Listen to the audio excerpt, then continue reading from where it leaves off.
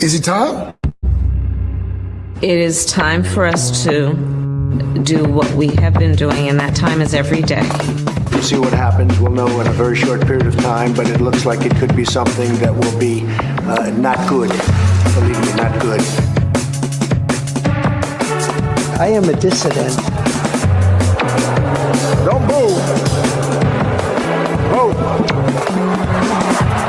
I'm saying no lie here. Palantir, Palantir, Palantir, Palantir. It's not going to stop. Seriously, we need to release the Epstein list. Turns off. I am not a church boy. Turns off. They're full-on vampires. They hate our beef. They hate our beef. They hate our beef because our beef is beautiful and theirs is weak. Not good. Believe me, not good.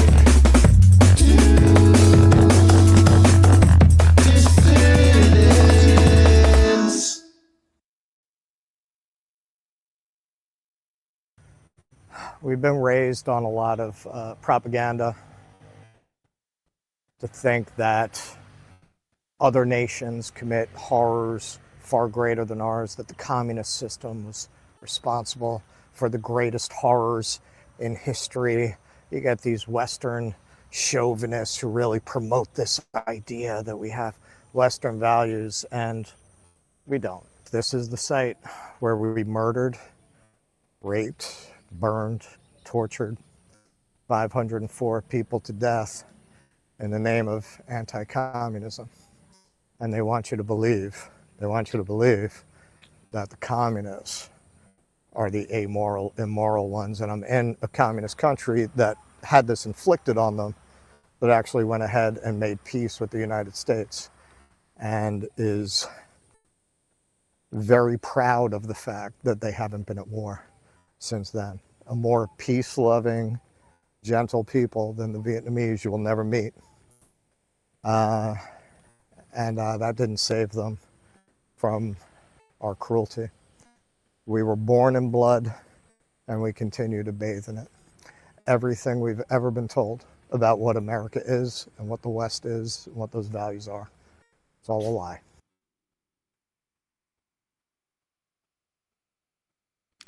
All right.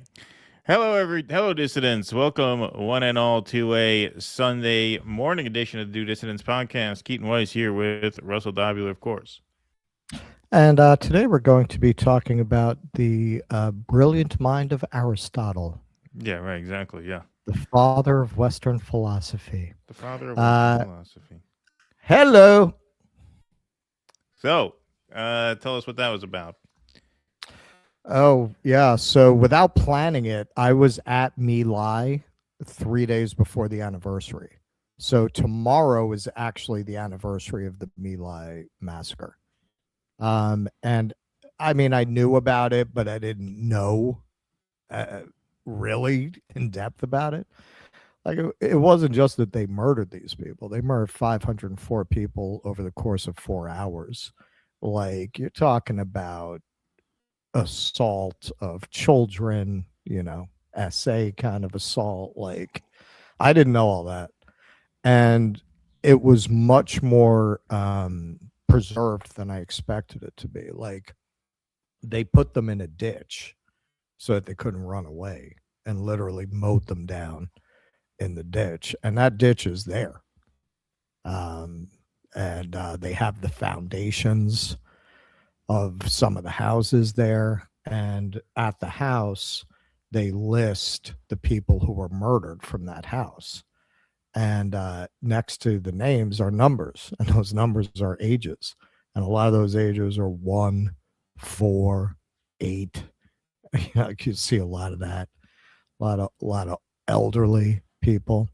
And as you saw them, man, they have the graves of a lot of these people. And from what I was told, on the other side of the wall from the memorial, there's a bigger mass grave of people who were killed that day.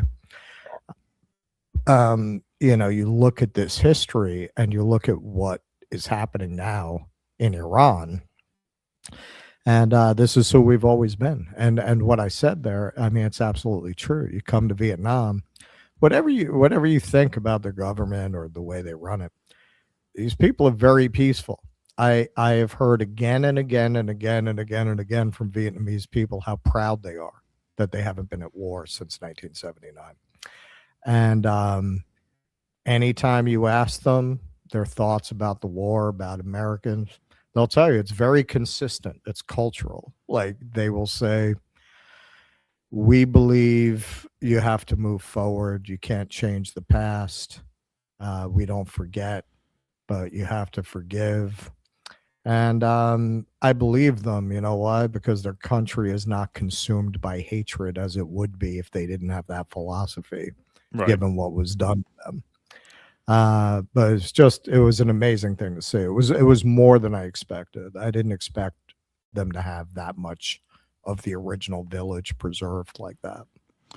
And that was on the you were there, just happened to be on the anniversary, right? All 3 days before. Wow. The anniversary is tomorrow. So when I was there, they were making preparations. The Vietnamese, it's interesting. It's one of my tour guides gave me the name of it. There's a specific name for their religion, or what some people practice, which is really a fusion of their traditional kind of almost Shinto ancestor worship religion, right, and Buddhism. They've kind of fused in their culture. So for them, the dead are still with us.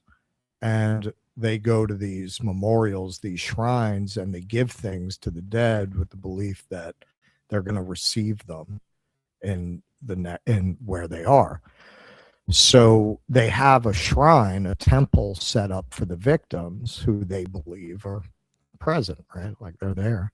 And they have there are 3 for different categories of victims. And the one for children, they always make sure to have milk and toys and candy on that one. But they were doing a lot. I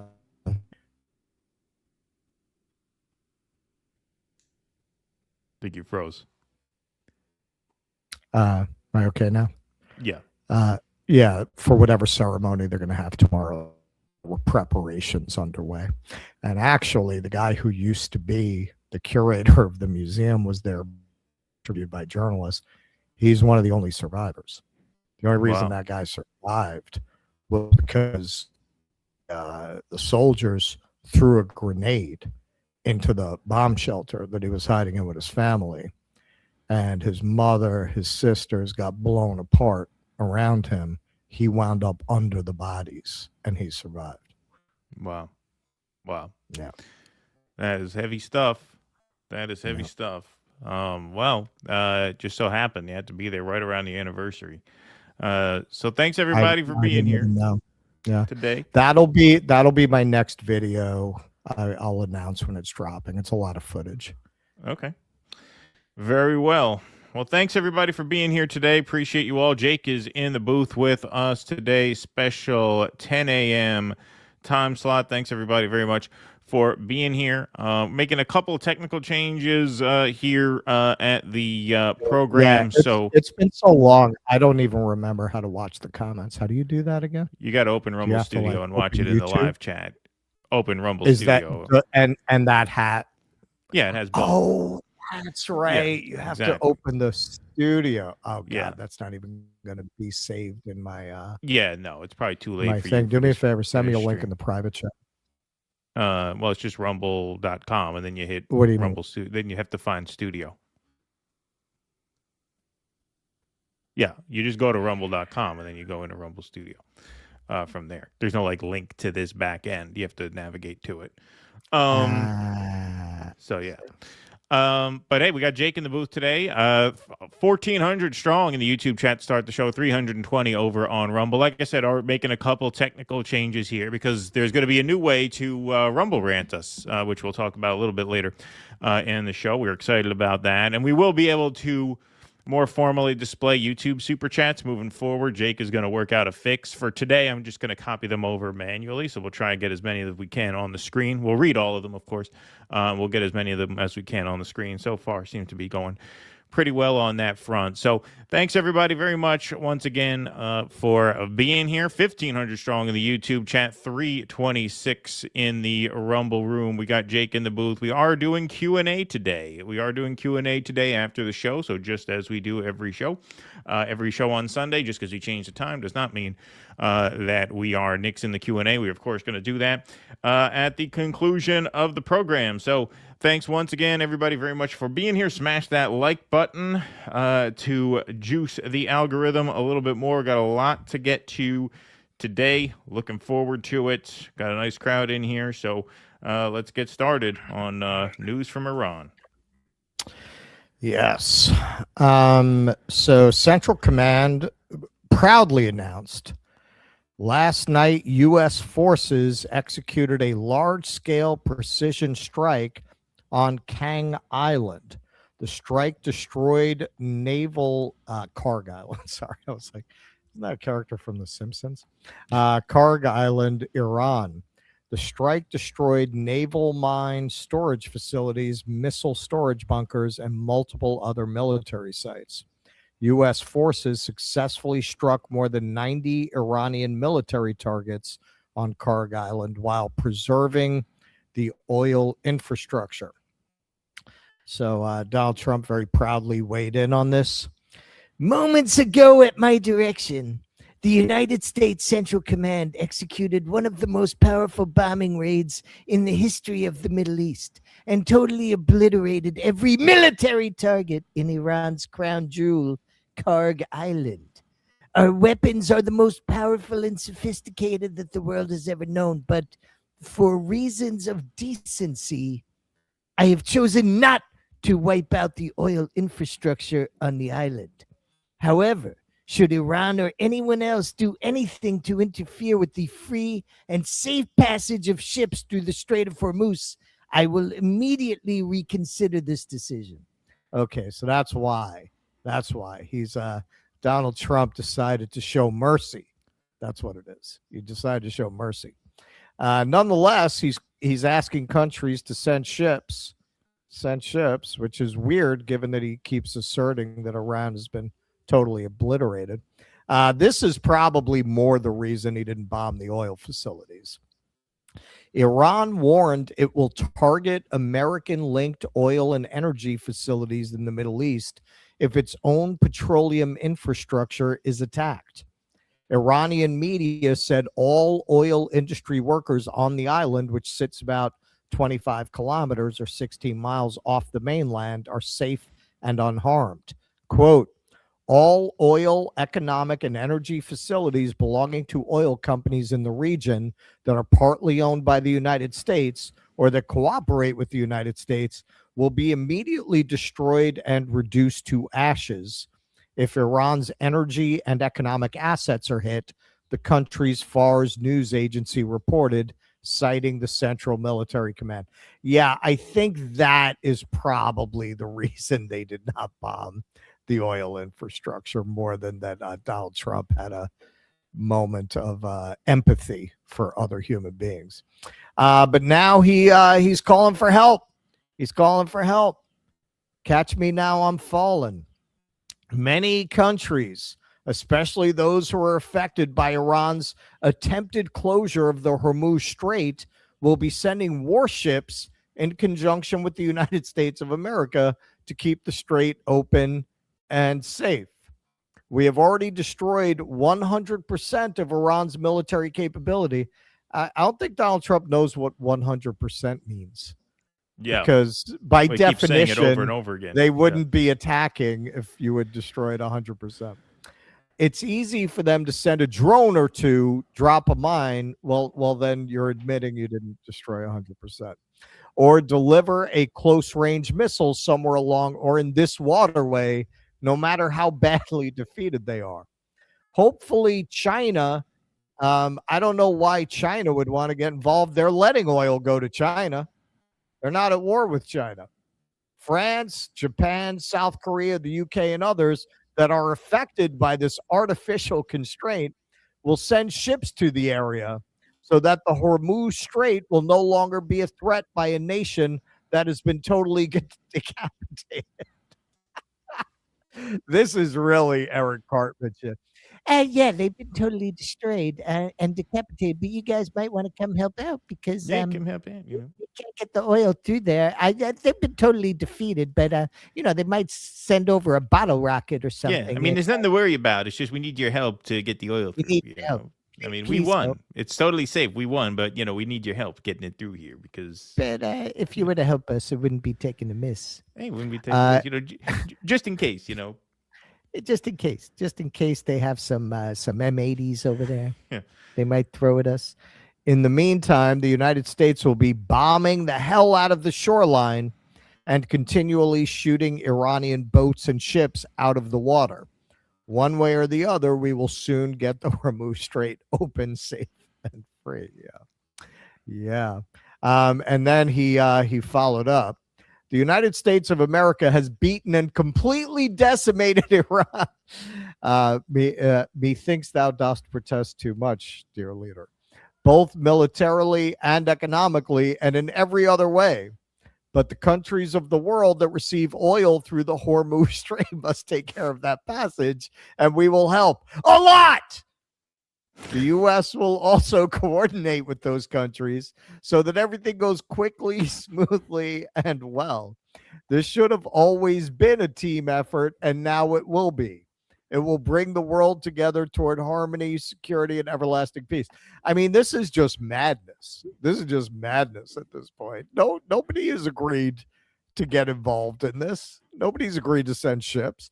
There's been reporting that France and Italy are trying to negotiate a separate peace with Iran, and we know Italy denied it. We know India has been reaching out to try to come to an accommodation with Iran. Syed Abbas Arakchi, who is the Iranian foreign minister, tweeted, touted U.S. security umbrella has proven to be full of holes and inviting rather than deterring trouble. U.S. is now begging others, even China, to help it make Hormuz safe. Iran calls on brotherly neighbors to expel foreign aggressors, especially as their only concern is Israel. And we saw a representative of Saudi Arabia complaining out loud, and we have to imagine that's just the tip of the iceberg of what these Arab nations are thinking about the fact that the U.S. has made it quite clear, you guys are on your own. We got to go protect Israel. So he went on multiple sclerosis now to talk about a little bit about what their next moves might be. Attacked Hark Island and Abu Musa Island with the artillery rocket system, HIMARS as they call it, which is a low-range rockets, and they have done it from the soil of our neighbors. And this is crystal clear that now they are using the territory of our neighbors to attack us by these kind of, rockets. And this is absolutely Which unacceptable. neighbors, sir? Well, the last night attacks were tracked by our forces, and now it is clear that they are fired from UAE, from two locations in the UAE, from in Ras Al Khaimah, and from a location very close to the city of Dubai. And it is very, dangerous that they use highly populated areas to launch, rockets against us. We would certainly retaliate, but we try to be careful not to attack any populated area. Okay, well, it's more than we do, that's for sure. Iran threatens to retaliate against neighbors. Iran on Saturday threatened to attack the infrastructure of its neighbor, the UAE, urging people to evacuate three major ports that Tehran claims are now legitimate targets because they were used by the U.S. to attack Iran. Mizan, Iran's official judiciary news agency, claimed without providing evidence, remember this is corporate media, that U.S. forces are located in the civilian ports of Jebel Ali, Khalifa, and Fujairah in the UAE. The news agency urged residents in and around those ports to immediately evacuate, saying the facilities may be targeted in the coming hours.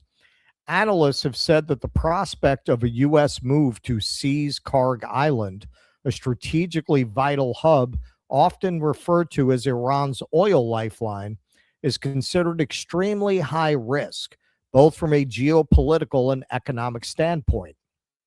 The 5-mile-long Coral Island, which is located about 15 miles off the coast of mainland Iran in the waters of the northern Persian Gulf, had been left untouched through nearly 2 weeks of U.S. and Israeli-led strikes against Iran.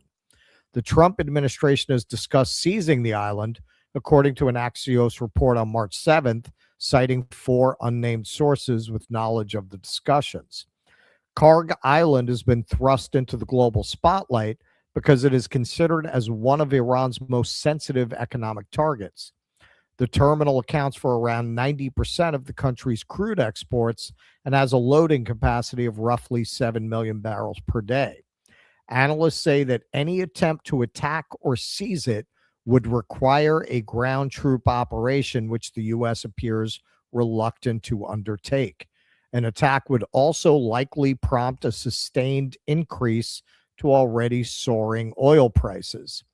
U.S. Defense Secretary Pete Hegseth has previously refused to rule out deploying American ground forces in Iran, but said the U.S. won't get bogged down in the country. On Friday, Brent crude oil futures closed above $100 per barrel for the second straight day, and the global oil benchmark has surged more than 40% since the war in Iran began. That's in a couple of weeks. It surged more than 40%. Mark Ames. Trump still can't grasp that he's playing his favorite madman theory game with the wrong opponent. The IRI isn't playing along like they're supposed to. Bombing Karg is having the opposite effect as every escalation in this war, and it's only getting worse for the empire. And this is from Dropsite here. We know Iran very early already hit an Amazon cloud computing center, and now they're warning other U.S. tech companies in the region.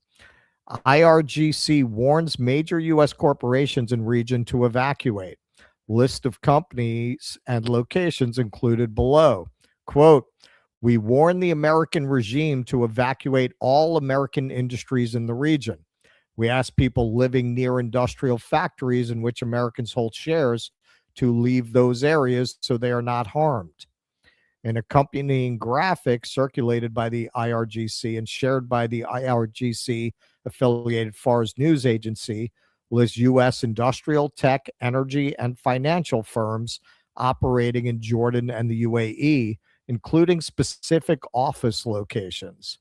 Examples include Lockheed Martin, Boeing, Microsoft, Oracle, ExxonMobil, Citigroup, Amazon Web Services, NSO Group, KKR, Boston Consulting Group, Bain and Company. Remember that from the Mitt Romney days? Trafigura, that company I've never heard of. This was probably my favorite tweet of the week.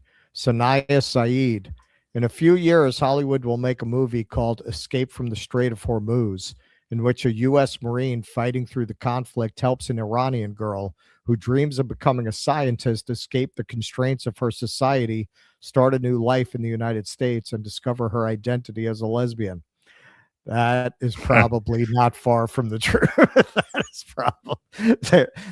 There's somebody in Hollywood who saved that and is going to pitch it tomorrow. Well, unfortunately for them, I'm already halfway through my Cinemax late night spec script, The Straits of Hormuz. That's what I'm calling it, The Straits of Hormuz. Yeah, you have enough Vaseline for the lenses? I beat him to it. Yeah, I beat him to it. Clint Russell.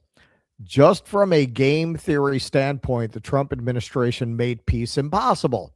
June 2025 while negotiating, bomb. February 2026 while negotiating, bomb. Iran now plans to shut down the strait for 3 months. This will cause trillions in economic damage. America's word is worthless. Iran's only hope is to cause so much pain for us domestically that it becomes politically unfeasible for Trump or Israel to do it again. Kushner and Witkoff own this. They pretended peace was possible when it wasn't, and now Iran is fighting like it's an existential war because for them it is. Trump would be wise to fire everyone that advised him on this path. Well, you're assuming Trump has agency, and he does not. But that would require him to acknowledge his own failings, so I'm not betting on it. Should have listened to Tucker. Hey, man, you know, people are being very glum about this. They're being very gloomy. Secretary Drunkard here, he's got it all under control. He's got it under control. Here he is. To align with our adversaries. So I'll take it and chime in, Mr. Chairman, if you'd like it all. I want to emphasize what the chairman said about that. The only thing prohibiting transit in the straits right now is Iran shooting at shipping. It is open for transit should Iran not do that. Idiot. There's a reason why we chose as one of our primary objectives to destroy the Navy. We understood the ability to interdict shipping is something Iran has done for 40 years. It's key terrain. They've used it as leverage. The world is seeing what they'll do to fight back in that context. And so we've heard them talk about taking various measures, and we're planning for all of them. So we have a plan for every option here. We're working with our interagency partners, and that's not a strait we're going to allow to remain contested or with a lack of flow of commercial goods. So what are you going to do? We're aware of that. We're laser focused on our military objectives, but also want to make sure our partners across this government understand we're working with you to make sure that energy flows. And that's an important part. And the second question was on. All right. So he just always sounds shaky, defensive, weak, and like he's dying for a shot of tequila. And he's going to snap at any minute and run down to the local bar, and his wife's going to have to come drag him out. That whole press conference, he's very defensive about the accusation that they didn't plan for this. Okay, so if you planned for this, why is oil up 40%? Right. Yeah, we're on it. We're on it. Okay, people, we're on it. Get off my fucking back. Yeah. Okay. All right. So according to every military expert around worth their salt, you're fucked. There's really nothing you could do to make that safe, and ships are not going to go through there until they're assured that it's safe, and you cannot assure them of that as long as Iran has the capacity to even send a drone out there, which you're not going to be able to eliminate. So clearly you did not plan for this. Clearly you did not anticipate this. You morons did Iraq 2.0. They're going to greet us as liberators. It's going to fall. It's going to be easy peasy. Why did they believe that? Unlike Iraq, where other than people who were directly benefiting from the dictatorship, there was no real support for Saddam. The resistance that you saw after his fall was against the United States occupying the country. It was not a resistance built around wanting to bring back the Ba'athist glory. This, man, you got people in Iran who don't like the regime. You got people in Iran who do. It's not nearly as cut and dry. And even in Iraq, where it was, look what happened. Like the idea that this government was just going to fall, which seems to be what they thought. Because otherwise, how could you not think this was going to happen with the Strait of Hormuz, unless you just thought you were going to decapitate the government and replace it very quickly? Well, I mean, I don't know what you're talking about. I mean, he says there, it's fine. The only thing stopping the boats from passing through is that the Iranians are shooting at them. Yeah, it's just one. It's just as one long as you thing, stop stop that. Yeah. Your problem is you want everything. Yeah. You can't have everything. It's passable. It's just the only thing really preventing totally safe passage is the fact that we started a war, and so the Iranians are firing on the boats. But aside from that, I mean, I don't really know what you're so worried about. No. If it wasn't for the Iranians firing on the boats, then oil wouldn't be up 40%. So in the end, it's not their fault for starting this war. Right. That's the other it's thing. Iran's fault for shooting back. Right. So what your gas is creeping up toward $4 a gallon now. Just understand the only reason that's happening is because the Iranians are shooting on the boats. If it weren't for that one thing, everything would be fine. Which they completely planned for, but seemed powerless to do anything. Yeah, exactly. Yeah, they got this. Yeah. I would have gotten into Princeton. The only thing preventing me from getting into Princeton was my transcript. Like if it weren't for that, I'd have gone to Princeton. Yeah, no, I would have been starting center for the Knicks. The only thing that's prevented me from doing that was my dwarfish height. Right. Yeah, exactly. So, these are things that, I mean, you can look at a glass half empty or glass half full. That's up to you. It's on you. Yeah. Mm-hmm. I would have gotten into Harvard if I hadn't spent most of high school smoking Thai. Yeah, right. Yeah, exactly. So, what do you want? Selfish to think you could just have it all. No, I mean, it's just unbelievable incompetence on top of just diabolical evil. I mean, it really is the worst combination. Like I said, this was the kind of thing that you kind of pinched yourself and feared a little bit when Trump won in 2016, as much as, I admit I was rooting for him to win in 2016, but you do kind of pinch yourself. Hey, what if something like this happens? Isn't that going to be kind of insane? And now something like this does happen against all of his promises that it wouldn't. And it's just as crazy and just as dysfunctional as you would expect it to be.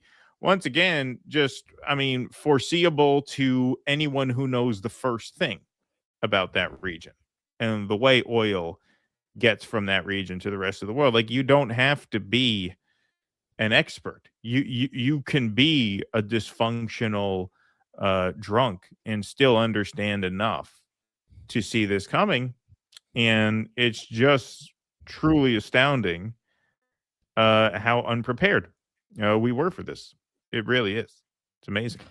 I think it was Jang who said, this is very typical of late empires. The Maduro thing made them think they could do anything with their military. Yeah, and that's totally fucking insane. And it's just totally insane. I mean, there's no describing it. I mean, there aren't words to describe how stupid that is. You're talking about a completely different country, a completely different region, completely different that they keep that strait closed for 3 freaking months. It's going to be a different world. I feel like we're still very much in the people haven't gotten through their head what this means yet phase of this. Of course. We're just in the very beginning of it. I mean, gas prices start creeping up. I posted a video today. I was outside the BJ's wholesale club where, members get like cheaper gas. It's not much cheaper. It's 12 cents, something like that, cheaper than regular gas. And there's always a line for it because it's cheaper gas. But you got the line now is backed up almost to the street. Right. I started a video. I mean, it's definitely, people are starting to feel it, but it's only the beginning. And what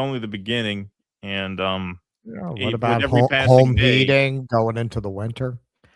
Yeah. I mean, with every passing day, it becomes more and more difficult to declare victory and leave, which means it becomes less and less likely that that's what we're going to do. Now they're talking about boots on the ground. I don't know if you have something on that. No, they're sending a Marine Expeditionary Force. I think it's 900 initially. Don't quote me on that. That's off the top of my head. Well, I think they said 2,500, and then they said 5,000. Yeah, it's going to be. Is it really? Yeah. That was the reporting that I saw. They're looking at. All right. So I hate to say this, but very much as I said when they started sending all that equipment, and it was very reminiscent of Iraq, where they claimed to be negotiating, but it was clear they had no intention of not using that amount of military equipment. You don't send that amount of equipment if you're not going to use it. Honestly, if they're sending that many now, they're going to use them. Well, they're talking about deploying them to the coast to guard the strait. But, and look, obviously we hope to God this does not happen, but it seems inevitable that many of these troops who are deployed are going to be killed, and that's going to be the pretext to send more in. Because once you put boots on the ground and they are attacked, now at this point you're committed. This is why the deep state killed JFK, in my opinion, because they did a similar op with him. All right, the Bay of Pigs. Oh, once our fighters were captured, the assumption is that he would go in and fight a land war in Cuba to avenge them / get them out of captivity. The fighters that we trained for that. And when he didn't do it, they realized that he was out of their control. JFK was a man, for all his flaws, and there were many flaws, obviously, he was a man of conviction who was not baited into a ground war in Cuba on behalf of the CIA, and I believe he paid for that with his life. Donald Trump, on the other hand, stands for nothing. He's a guy who is likely scared straight by Butler. That's Max Blumenthal's theory. I will subscribe to that, especially for purposes of this. For whatever reason, he's no JFK. He will be dragged in. He will be baited and dragged in. He's obviously a kind of an empty-headed man with no convictions, and he is being led around now by the most dangerous government on earth, which is not the Iranian government. It is the Israeli government. And so it's a recipe for disaster. And if these troops go in, and God forbid they're attacked, it seems like almost a near certainty at that point, of course we're going to send more in. Of course. And of course that's the plan. And so it's terrifying. It's absolutely terrifying. I mean, that's what happened in the country I'm sitting in. Yeah. Right? Started out, they sent in military advisors. Yep. Really terrifying stuff. Really terrifying stuff. And there's no way to sugarcoat it. All right.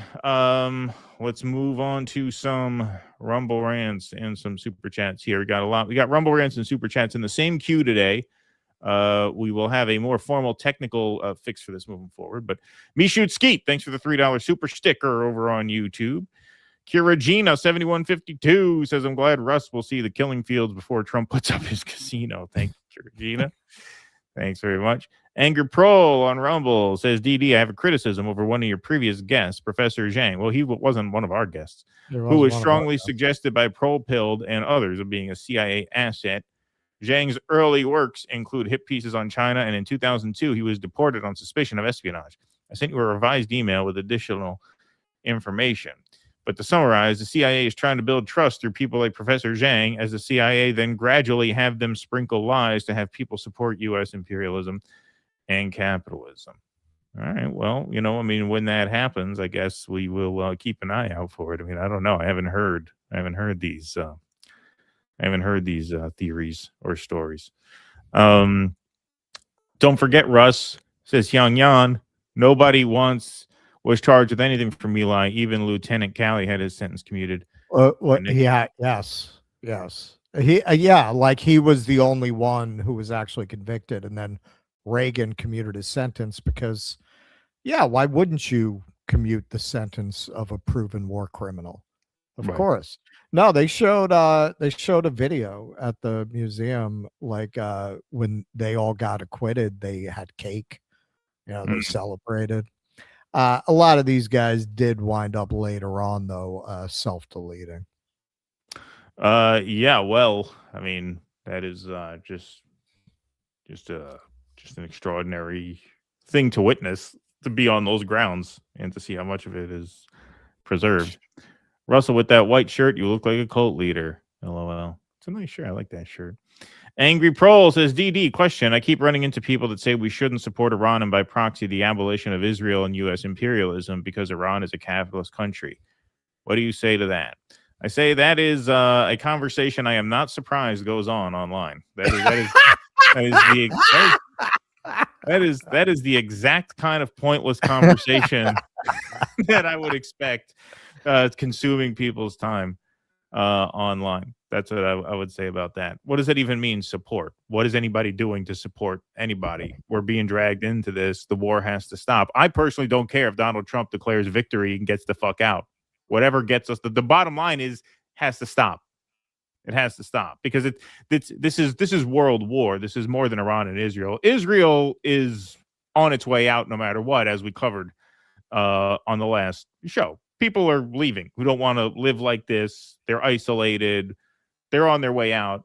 World War III is not a survivable event if it continues at the rate it seems to be continuing. So that's my answer. There's no glory in war. There's only death and indignity in war, as Chris Hedges writes in The Greatest Evil is War. War is maggots eating children's eyes. That's what war is. Right. To me, there's Right. no glory in that. And so, to me, that is the kind of online conversation that ultimately is it's all in the air. It's all in the air. The real talk is we're heading towards a possible extinction level event, or at least a cataclysmic event that will make life unlivable as we know it for the foreseeable future. Whatever satisfies Donald Trump's ego to the point where we can end this is what has to happen. And unfortunately, I don't think it's going to happen because he's being led around by Benjamin Netanyahu, who, by the way, no one seems to have heard of in a while. There's rumors that he's been killed. His son, who tweets 40 times a day, hasn't tweeted in 5 days. So who the hell knows? Who the hell knows? Yeah, there's a lot of talk online about communism and revolution, and I swear this is why God won't give me money, man. If I had real money, I would send all of you to a communist country to find out what's involved in doing that. And you'd probably shut the fuck up online about stupid shit like that, because I am in a country where these people fought 100 fucking years for that. It didn't start with America. It goes back to the French. They were being tortured and imprisoned by the French long before we ever came into this country, man. For 100 years, they were forming cells inside the Hua Lo prison. At the turn of the 20th century, they were forming communist cells and hiding their literature for their education sessions in the shit. They were hiding it in there and then bringing it out when the guards were away, being tortured, blinded. The American War, that was just the last. That was just the end of what they went through for a century.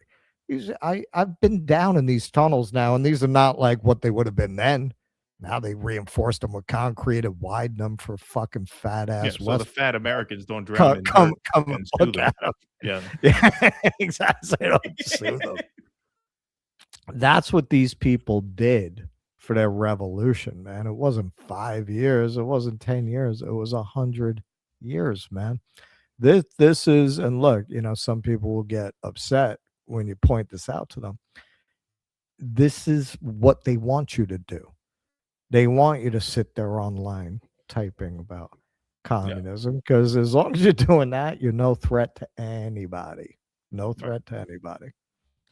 All right. Do you want to take some chats here? We're just all in a row. It's all going. How do I do it? You go to banners and you just go down. Oh, it's in the banners? Past where it says Rumble Rants. If you go to banners, plugs, down where it says Rumble Rants, it's in the same queue. They're all together. I don't see any of that. I just see Alice's Restaurant in there from like last movie night or some shit. Oh, here you got to go to plugs. Yeah. Plugs. Okay. Yeah. And then you go and you start at Rumble Rants there. That's how that goes. Yeah, where does it say Rumble Rants? You just got to scroll down. It's the first thing is DC 8828. Got it. All right. DC 8828. See also AP3 of Normandy following D-Day. Should I be deleting them as I go? Yeah, you can just delete them as you go. Okay. That's how I do it. Alex Desalib. Thumbnail is making me hungry. Me and the cats haven't eaten breakfast. All right. Angry Prole. YouTube blocking my super chats again. Anyway, those who support corrupt bourgeois power structure and the evils of capitalism with everything that entails, squeeze that caramel, bitch. Squeeze that caramel. That's a good emoji. They give you a caramel ice cream emoji. I like that. Yeah, very nice. Brad Gilbert. WEF wants EVs, so WEF plans to blow up the oil. I don't know if it's that deep. I mean, on that level. That'd be Satanica. Love from Bahrain. To address Russ's question from last time, many of the affluent Sunni families here are still highly supportive of the monarchy. Well, I would imagine they would be. Right. Why wouldn't they be? Satanica, because of sectarian divisions due to class and social differences by design, divide and conquer has largely worked. Nobody wants a civil war, though. Nobody wants the Spanish Inquisition. Michael Castillo, a member for 1 year, sent 5 due dissidents gift memberships. Oh, thank you. That's very kind of you. Appreciate that, my friend. Thank you, brother. T-Bone, it's 7 a.m. here, and I set my alarm to catch my favorite show live. Have a great show, gents. And thanks, Jake. Maybe you could guest host, because I'm tired of waking up to an alarm in the middle of the night. Yeah. Please do a collab with Nick Cruz and Alex from Liberation News Network on the Freedom House. It's imperialist lies about supporting freedom. Refer to about page, its members. Is that Palestine News Network or Liberation News Network? I never heard of that one. I heard of the Palestine News Network. I know Nick did a show with them. That is Angry Prole. Okay. I know Nick did a show with Palestine News Network recently, but I never heard of the other group. I had to look into that. Carmine 337. Hey Russ, can the Vietnamese pronounce Davula? Because I sure as shit still can. So, as always, guys. Thank you very much. I don't know. It really doesn't come up. Like you don't really like go on tours and introduce yourself with like your last name. Gina and Heidi, I knew we were in trouble when I found out Pete's Secret Service code name is Butt Plug. Good one. All right, let me take care of some housekeeping here. We got 3119 in the YouTube chat. In the year 2525. In the year 25. And we got how many likes? 863 likes.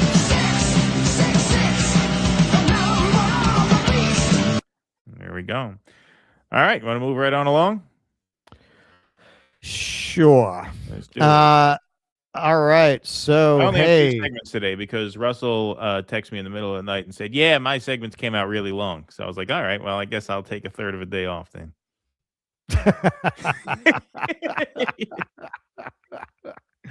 Yeah. All right. So Dubai. Wow, man, they're having a lot of trouble there. Breaking this video I can't show you because it has explosions and YouTube doesn't like that. Breaking: after closing many of its branches, Citibank reportedly decided to keep its Dubai branch open, but reports claim the building was later hit and destroyed by an Iranian missile strike. And in that video, it sure looks that way. DD Geopolitics: Palm Jumeirah in Dubai has been struck. Palm Jumeirah is one of the most iconic luxury developments on earth and a major investment hub for the Trump family, which operates Trump International Golf Club Dubai and has extensive real estate interests across the UAE. Safe to say, Iran is deliberately targeting Trump family assets. Love to see it. And that one I can show you.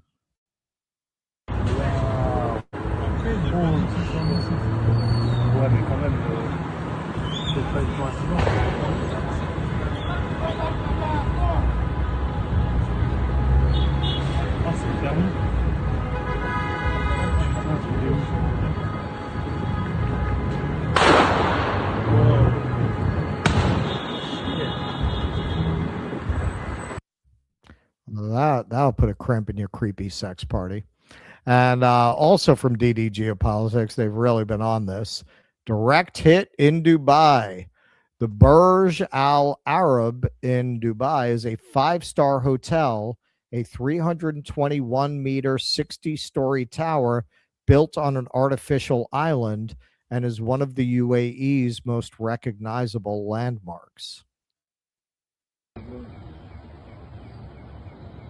And see there, it is on fire now. Travel K.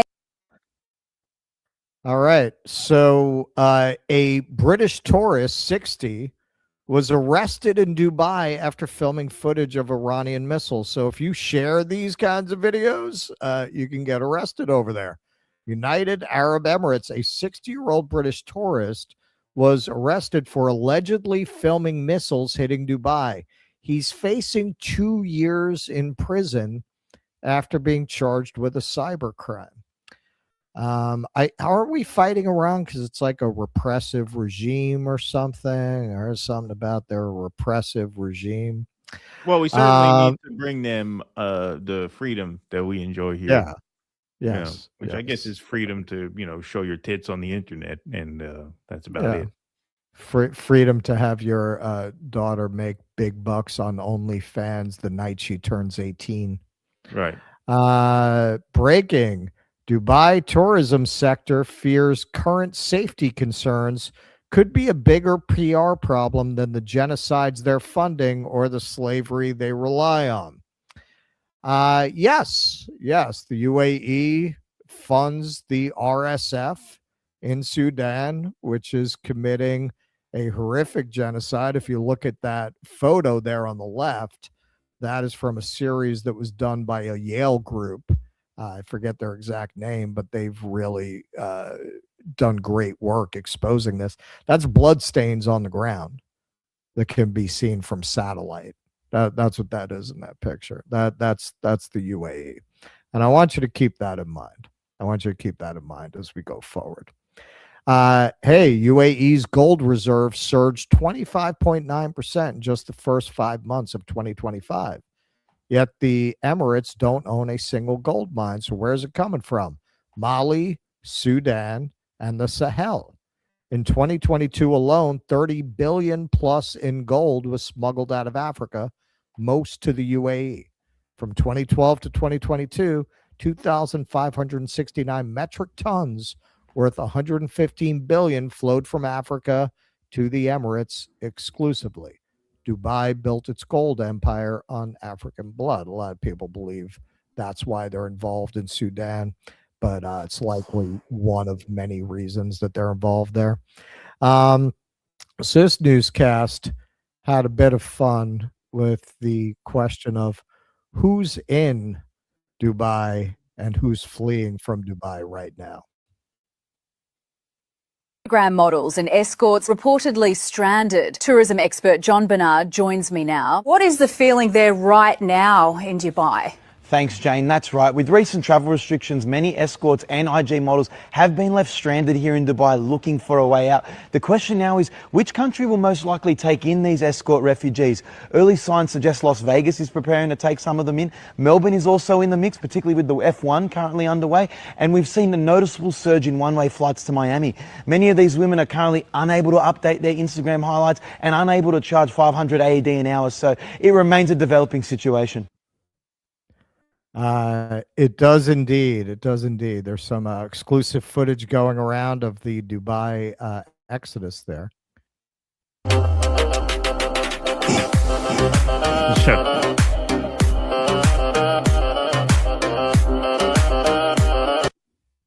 Tough to run in those heels.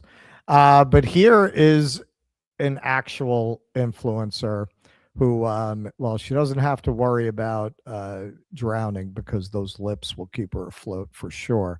Won't someone think of the Australian influencers who are in Dubai to perform disgusting acts for rich sheiks?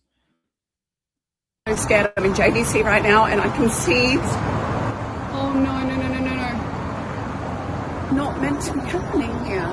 Can't everyone just chill out? The biggest concern is that people, like...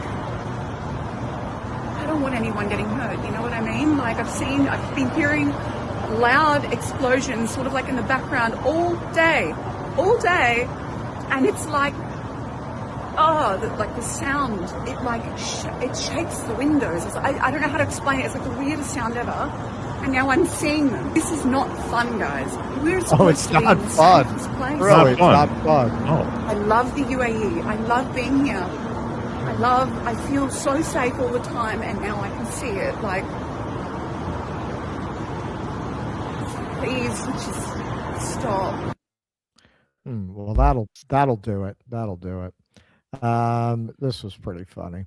archaeologists digging up Dubai in 500 years. And they must have had that woman in mind, because I'm betting that's what's going on under those lips. So Dubai prostitutes are about to have the worst week. If you know, you know. You have a toilet in Japan, toilet in China, toilet in America, the prostitutes in Dubai. It's called a Dubai porta potty. And actually, sadly, for anyone with a weak stomach, I will warn you, we're going to be exploring that a little as we go. So this specimen here from the Wall Street Journal finds this appalling. Yaroslav Trofimov. The amount of gloating I see on social media about Dubai being targeted by hundreds of Iranian missiles and drones is frankly disgusting. People, it's not just influencers and crypto bros in Dubai. Have some respect. Okay, now, actually, there is a point to be made here, but he doesn't make that point. It's a huge city with a diverse population from literally all over the world, including Iran. Families with children shrieking in fear have to seek shelter at night. Okay, so does he go on to talk about the workers, the migrants, the people who have been trapped there under horrific conditions, the sex trafficking? No. Dubai is a global magnet for educated people seeking professional opportunities, stability, and happiness.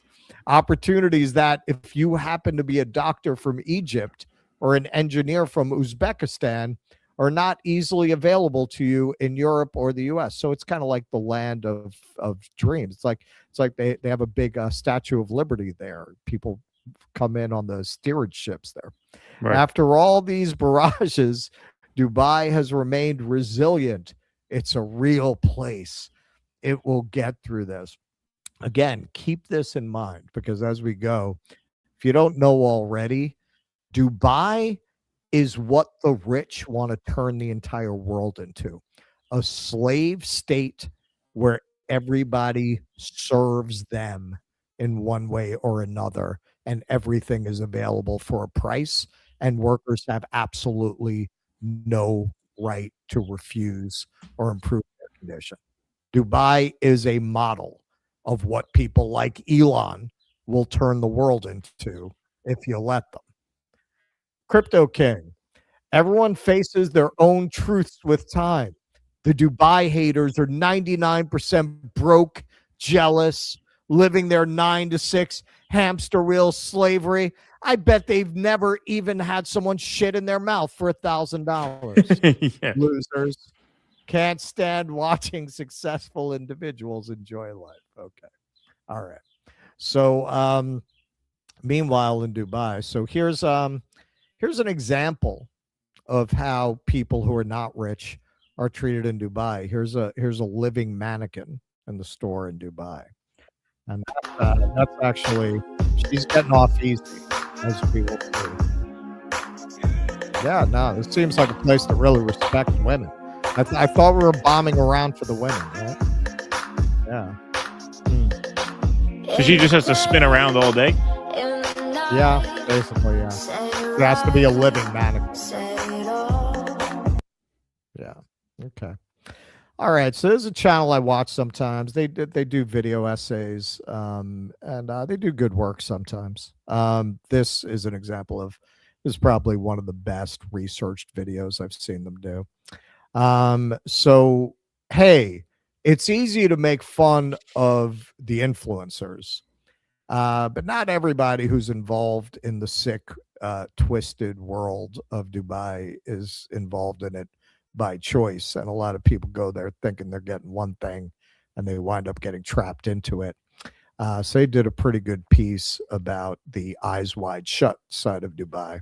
Let's take a look. Strive to be a global center of tourism and business. But what happens when you have everything you could ever want and you can do whatever you want to whoever you want? Well, Dubai's leaders are the perfect example of this, because for them, they take notes straight from Squid Games. The city's elite, driven by insatiable desires and shielded by immense wealth, engage in illicit activities that defy societal norms and moral boundaries. Sex parties of the vilest nature serve as playgrounds for the elite. These gatherings take place in palaces and are often hosted by wealthy sheikhs. They pay models and other influencers insane amounts of money just so they can defecate on them. More often than not, these influencers aren't even aware of what they're signing up for. They think they just need to please one man, and then they get to experience the lavish lifestyle they've always dreamed of. But instead, their vulnerability becomes a currency. They're exploited and they don't have a way out once they're there. It's forced prostitution that these elite families get away with all the time. Drugs too play a prominent role in the debauchery of Dubai's elite. Exclusive circles pulsate with the illicit exchange of substances. They see this as their way to enjoy life and escape from the reality of who they are. But almost all of this goes undocumented. The workers who play a part in the process have NDAs, phones and cameras taken away from them, and all the payments are made in crypto. But all of this proves they simply have no care for human life, whether it's a model from across the world or if it's one of their own royal women. I'm not just talking about a country that isn't as advanced when it comes to women's rights. No, in Dubai, they're seen as tokens, opportunities to give their daughters to others for a greater position of power. If not, they're just locked to the side and are expected to stay silent. Yeah, and guess who was really tight with one of their wealthiest, most prominent citizens? Oh, wow. There he is. No surprise there, right? No surprise there. Praise Allah, there are still people like you. Jeffrey Epstein nurtured Israel Emirates ties before Abraham Accord.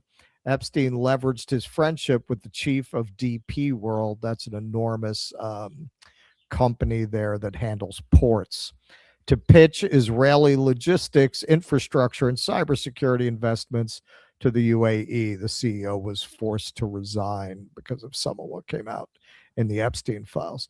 But hey, it gets even darker than that. This is BBC News Africa.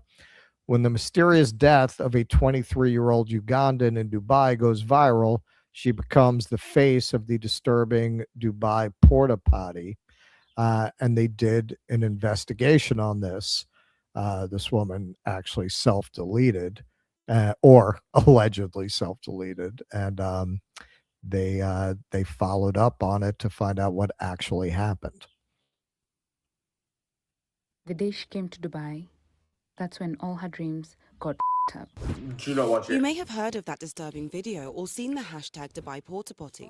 450 million views. Shock stories about influencers in Dubai. Women let rich men poo in their mouths. But when 23-year-old Monica Kurunji, known online as Mona Kiz, died in Dubai in 2022, a distressing video went viral online. She jumps. Just lets go and falls. The internet labelled her the woman in the Dubai porta potty video and claimed that video leaking was why she jumped. But the internet was wrong. A BBC Eye investigation has found it wasn't Monica in the leaked videos. So what really happened to her? Monica's family said she left Uganda for a job in Dubai, believing it'd be in a supermarket. But her friends told the BBC it turned out to be prostitution and that she became indebted to a man known by some as the Untouchable. He's your pimp. You have no choice, nothing. The only choice you have is to go outside and sleep with men for money. But the internet didn't know any of this. Why did they use their platform for negative stuff? Why didn't they use the chance to ask why she died? Her family says they were told by local police she had died by suicide falling from a high-rise, but they want further investigation. Sometimes I feel like maybe one day we will get a call from her. She will tell me that never give up. Okay, that's Dubai. This is Tracy Claire Kerrigan. I talked with a Filipino maid who was slaving for an Emirate couple. The man was graping her at night and his wife was beating her during the day. I saw the iron burn on her arm from the abuse. I will never ever forget her or what I saw and heard in Dubai, a cesspit. These are our allies. These are our allies, folks. Supposedly, Iran is such a horribly immoral place. It's such an evil regime that we have no choice but to recreate the firebombing of Dresden in the middle of Iran. And this is who's helping us. These are the people that we see as worthy allies. And hey, aren't we doing, isn't this all about women's rights? Kim.com, human rights report about the UAE. The slavery of women is written into law. Why would any fair-minded person visit Dubai to enjoy a holiday? Well, that's a good question, isn't it? That's a good question. We'll get more into that. Federal law number 28 of 2005 regulates matters of personal status in the UAE, and some of its provisions discriminate against women. For instance, the law provides that for a woman to marry, her male guardian must conclude her marriage contract. Men have the right to unilaterally divorce their wives, whereas a woman who wishes to divorce her husband must apply for a court order. A woman can lose her right to maintenance if, for example, she refuses to have sexual relations with her husband without a lawful excuse. And women are required to obey their husbands. A woman may be considered disobedient with few exceptions if she decides to work without her husband's consent. So why don't you see a bunch of libs whipped into a frenzy about the UAE? Because I would argue that you have all of what they claim Iran has in regards to women's rights, on top of horrific sex trafficking and prostitution, which, as far as we know, is not a problem that Iran has. So UAE, it's everything you claim Iran has, plus the most sick, degrading sex trafficking and prostitution that you can imagine. So why aren't all your lib friends whipped up into a frenzy about the treatment of women in UAE? Because they're not told to be in a frenzy about that. They're told to be in a frenzy about Iran. And it doesn't end there. Many people say Dubai is a slave state. It's a state that relies on slavery. Now, you should pay attention to this. Every time that you hear about how they want to pass a right to work law in the state, or they want to lower the minimum age for people to be able to go to work, this is what they want. This is what they want. If the oligarchs of the West can turn the West into what Dubai is, that's what they're going to do. And if you look at Amazon, if you look at the model that they're going with of labor, it's very clear Dubai is not a cautionary tale to these people. That's their ideal. This is what they want to do to you. And luxury. Dubai has become a breeding ground for modern-day slavery. Slaves shipped in from countries like India, Pakistan, Bangladesh, and Egypt, where the workers are promised high wages in their home countries, intending to support their families. But upon arrival in Dubai, they are coerced into signing contracts for significantly lower wages, a practice that is meant to violate UAE law. The government, however, appears to turn a blind eye to these illegal practices, which is modern-day slavery. For those who want to escape from the living hell, they can't. Not only can they not afford it, but employers will illegally confiscate their passports. They use the kafala system, a sponsorship system tying a worker's legal status to their employer. In fact, the city of Dubai is filled with these companies that exploit vulnerable individuals. Imagine being excited for an opportunity to help your family who are living in dire poverty, and you move across the world to support them. But then once you get there, despite all you've already done, your paycheck turns to ashes. Your entire salary goes to your food and your accommodation, which your boss claims is super expensive, but usually looks like this. Many are even forced into taking on loans from their employers, making the situation dire. It's not unheard of for employers to delay paychecks for months, and when workers strike in protest, they face imprisonment due to the illegal status of strikes in the UAE. This all happens while the government of the UAE sits back and calls out slavery. In fact, slavery and people trafficking in the United Arab Emirates can be punished by life imprisonment. That's according to a law passed in 2006, according to a bill approved by a government panel. Of course, the law was written poorly. Currently, there is no minimum wage in Dubai, which is why migrant workers in Dubai earn only $175 a month. That's less than 60 cents an hour. But okay. All right. So looking at all that context and then evaluating people who sing the praises of this state or try to present it as a victim of aggression, those people are scum. Now, you got to remember, there are people there like, yeah, it's easy to laugh at the people who have willingly chosen to be a part of this, but not everybody there is willing to be a part of it. But the people who are willing to cover for it, these people are the scum of the earth. Case in point, the Dubai influencer propaganda wars. Social media stars are trolled over claims they're being paid to post glowing messages about life in the city. Yeah, so all of these influencers are posting the same exact message, which clearly they're being paid to about how safe it is in Dubai right now.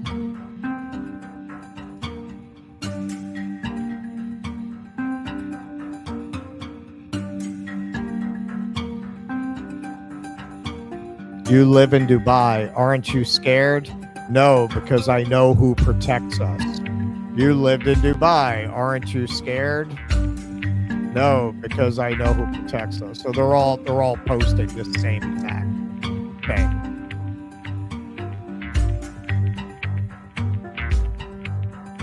How are you so calm with the current situation in the UAE? No press conference, no dramatic announcement. Just our leaders walking among us, reminding us that we are safe.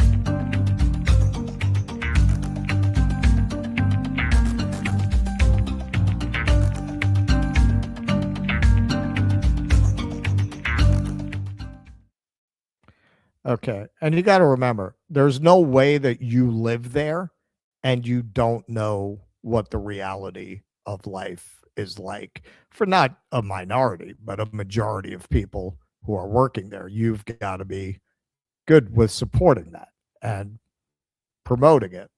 So what's the deal with these influencers? Now this, you know, if they weren't under bombardment, we'd probably move to Dubai. Look at this. See an influencer pretending to be a rich boss in Dubai. All it takes is 5,000 followers. Jesus, Keith, what could we get to get free meals, hotels, and all the attractions in exchange for a few stories? Just 5,000. Wow. Dubai turned influencers into walking ads and even made apps for it. Buzzbee, free food, spa, and gym access for a story. Minimum requirement, 5,000 followers. The Clap app, quick campaigns, exclusive events, and products that would normally cost a fortune. There's also Xpin, Collabster, write this down, kid.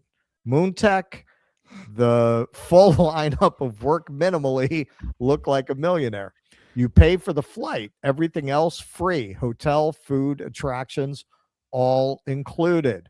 Dubai created the hype must-visit spots because influencers fly there, and that's how the whole Dubai illusion works. So yeah, man, if you're doing that willingly, you're not being coerced, you're complicit in their crimes, because there's no way that you're there and you don't understand, if you've been there for a while, that this is how it works. And well, you want to see I was wondering why they have to go there. I mean, isn't the charm of being an influencer that you can pretty much do it from anywhere? But I guess that's why. Well, because nobody's going to offer you this kind of deal. Yeah. And this tells you something about what kinds of people take that deal and choose to ignore the reality of the suffering all around them, as must be very obvious if you want to pay any kind of attention to it. Dubai influencers abandoned their pets to flee war.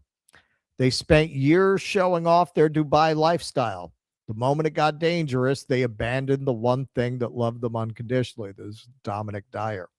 After Iranian missile strikes hit the UAE in early March 2026, thousands of expats rushed to leave. But as flights filled, a quieter crisis unfolded. Hundreds of pets were abandoned. Dogs were found tied to lampposts, left in empty apartments, or dumped near shelters already at capacity. Rescue volunteers reported being overwhelmed. One said she received 27 messages in a single day from owners asking her to take their animals. Vets were flooded with requests to euthanize pets whose owners couldn't or wouldn't take them. Rescue groups like Canine Friends Dubai and War Paws called the situation heartbreaking, especially in one of the wealthiest cities on earth.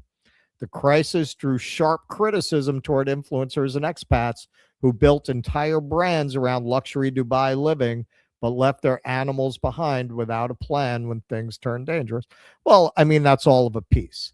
That's all of a piece. I mean, I hope I've made a pretty good case here that the level of exploitation and degradation that Dubai depends upon would be impossible not to notice. So if you're over there promoting Dubai, you're scum. And that kind of person is not going to think anything of leaving a dog behind, right? They don't care about people. Why would they care about dogs? Max Blumenthal. And just like that, the idea of Dubai is going up in flames. Okay, so we're talking about the influencers who even now, relative to CNN and Aaron Burnett, even now, most of these people don't have the kind of reach and the kind of influence and the kind of impact on the mainstream conversation that these people do. These are the corporate influencers, right? These are the big influencers. Think about what horrible fucking people these are, that you would go on CNN and talk about Dubai as a great place that you love to visit. Because again, what's true for the influencers, I'm sure it's true for Aaron Burnett. You don't know what goes on in Dubai? Really? You don't know? That's what my friend Kim told me today when she left Dubai early this morning on one of the sporadic flights that Emirates is operating out of Dubai.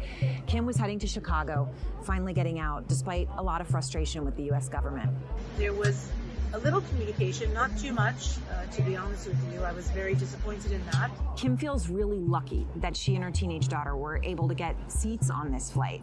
I mean, Oman Air, which is operating flights out of Muscat, is telling people driving from Dubai to allow 12 hours just to cross the border into Oman. This war is forcing Kim to leave a place that she's lived for 30 years, a place that's home. The place she raised her 3 children, where they went to school. It is home.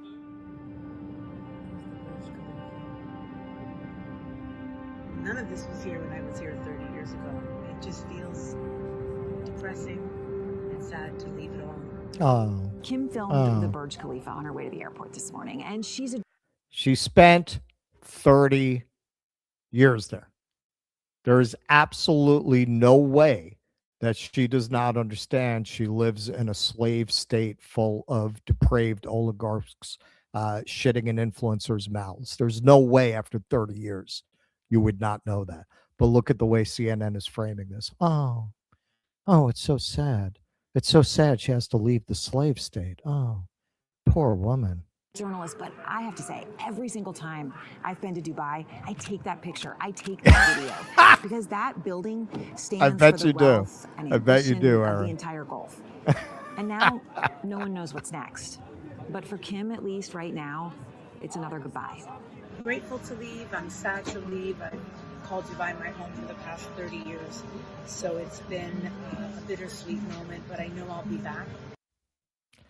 And this is why your lib aunt and uncle are regarded. This is why. Because they watch that shit and that's what they know. Oh, UAE, it's so nice. Aaron Burnett says it's nice. She takes those pictures. She takes those Instagram moments. Oh, it's so terrible that Iran is bombing these people. They must be the bad guys, right? This article is pretty funny because even though, it's right, but it's very much from the point of view of the kind of person who would live in Dubai, talking about where they're going to go next. The shine comes off Dubai for expats and the wealthy. Live by rootless cosmopolitan douchebags, die by rootless cosmopolitan douchebags. Dubai does not have the experience of defending itself from missiles and drone attacks in the way that Israel does. Its entrepreneurial population, is that what you call it, is by definition very footloose. It is made up of people who have already decided they have no special attachment to the country they were born in, and you can't expect them to have any greater attachment to the place where they have temporarily resettled. None of them will want to get caught up in a regional war. As soon as it's safe to do so, they will be off. That means there is now a huge market for a low-tax mini-state to replace Dubai. Now, wait. The punchline's coming, I promise. The Caribbean is one obvious potential beneficiary. The Bahamas, the British Virgin Islands, and the Cayman Islands are already significant offshore centers. Some of the smaller states of Central America have already started to turn themselves into low-tax hubs. El Salvador, which has made Bitcoin a legal currency, is one obvious example. There could be candidates coming forward in Europe. Malta already has lowest taxes and generous deals for expatriates. You hear that, Keaton? Albania and Montenegro are rapidly developing offshore industries. Italy has already captured much of the top end of the market with its flat tax deal. It's coming. Wait, it's coming.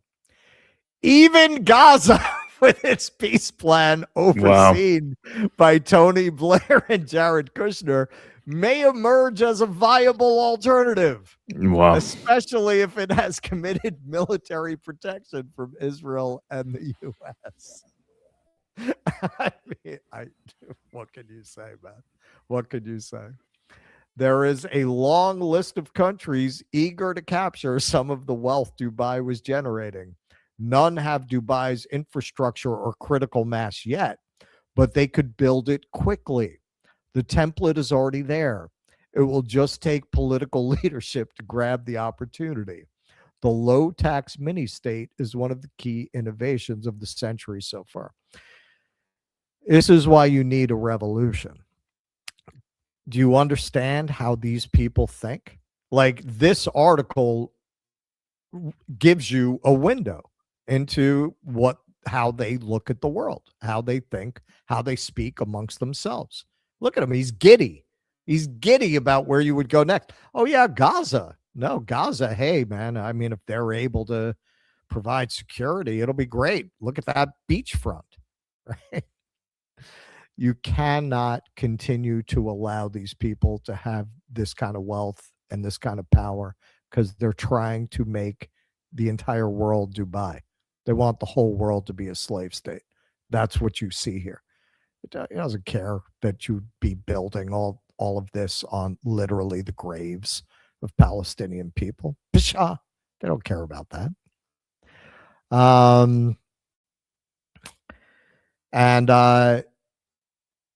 Keep in mind, not everybody can leave Dubai.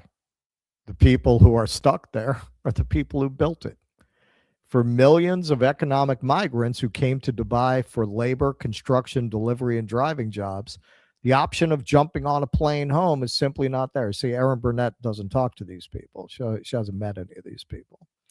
There are 2 million Indians, up to 700,000 Nepalis, and 400,000 Pakistanis living in Dubai, many of them low status and exploited economic migrants who are often not free to return as they please. Of the 4 people who have died in the UAE since the conflict began, 3 of them were South Asian workers, including a Pakistani taxi driver, a Nepali security guard, and a Bangladeshi water tanker driver. Drone strikes near Dubai airport early on Wednesday morning injured 2 Ghanaians, an Indian and a Bangladeshi national. Now, that right there tells you that most of the people living there are low-wage de facto slaves, because what would the odds be that of the people injured, none of them are native to Dubai? Not even influencers, not even these wealthy people. None of them got hit. It's only these workers. So how densely populated must they be amongst the population that those are the only people who got hit by these rockets? So here's a little video if you want to see a little experience a little Schadenfreude of Dubai now. But it is pretty dead, I can't lie. There is literally nobody here. Like, guys, there's no one here. Alex is in this building now. But usually the beaches are full of people. It is raining, but there's no one on the beach. Like, literally there's one person on the beach. It's like these yachts are usually filled up with yachts. It's almost like a fucking 28 Days Later moment. It's just a ghost town. It's crazy, actually. I bet it is. But I'm on MR beachfront right now. Absolutely dead. So to speak. Yeah. And it is easy to experience a lot of Schadenfreude about this happening to Dubai and the people who were enjoying that lifestyle, their slave state lifestyle. But the guy who wrote that grotesque article, he's right. They'll just find another place. They'll just, maybe they won't be as concentrated in one place. Maybe it'll wind up being divided amongst a few different places, like Malta, like, God forbid, Gaza. This is how these people think, man. They have no conscience. They have no soul. And one of the things that's most interesting about this is that Dubai, you could not find a better example of everything that in their propaganda they claim they're at war with Iran over. You care about women? I don't think you could argue that Dubai is not much worse for women than Iran is. And when you throw in people's faces, well, so what's your problem with Iran? That they can't have an OnlyFans? What do you mean? Well, clearly that's your problem, because what's the difference between Dubai and Iran? Well, they have the repression of women that you claim you're against. Plus, they have the sickest kind of sexual exploitation you could imagine. So clearly that's what you have an issue with, right? Because the repression of women is the same. So what makes it different? That you can go be a prostitute there, that you can have a rich Emirates billionaire shit in your mouth? Like that's the difference. Yeah. And then to see the way CNN is trying to propagandize to make the places that, what's the purpose of that segment? To make the places that Iran is retaliating against sympathetic. At the same exact time that you're trying to say that we're waging war in Iran because the regime is immoral. What is that? What is that? This is a country that supports the RSF. It supports a genocide in Sudan that has plausibly been accused of running a slave state. And I think that's pretty well proven. That has one of the most horrible sex trafficking industries in the world. That's our ally. That's our ally against Iran. And you're supposed to see Iran as the immoral actor. And again, that's the purpose of that CNN segment. And that's the purpose of these influencers, right? For a different generation, trying to make it look like Dubai is, some bastion of freedom and Western values. And I mean, if you want to talk about real Western values, it is a bastion of Western values. Exploitation and murder is pretty much our stock in trade. So that's who we ally with. Yeah, I mean, it is really a metaphor for the arrogance of this war on top of everything else, right? Because, look, what you say is true. Of course, our issue with Iran has nothing to do with the way they treat their people. That's neither here nor there. That's why I don't get into litigating it, because that's just a lie to get you to support this war of choice over resources, over the petrodollar, over Greater Israel, first and foremost, obviously.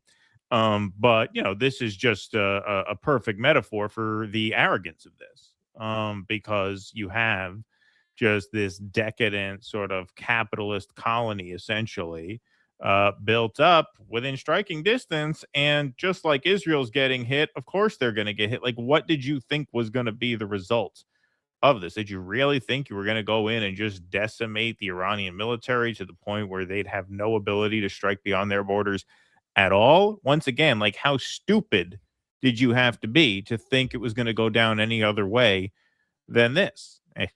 And it's only the beginning. Yep. So just, I mean, pretty extraordinary. But yeah, I mean, look, it's funny now that article was in Money Week. Is that what it's called? I mean, that's all anybody cares about is money. We're going to cover Tim Dillon's. Anyone who's reading that. Yeah, I mean, we're going to cover Tim Dillon's rant about the war later, where he talks about some things that I had felt for a long time during the Iraq war as a teenager. And it's very bleak. It's just impossibly shallow This is the behavior of an empire in its truly final days, like final days. Well, this is why I say, when you really look at this, know thy enemy, right? There is no compromising or negotiating with these people. These people want to make you like those workers. That's what they want you to be. They want you to be working for as little. They're essentially slaves. What did in the southern slave empires, they had houses for the slaves, minimal accommodations for the slaves. If you're going to have slaves, you have to have accommodations, right?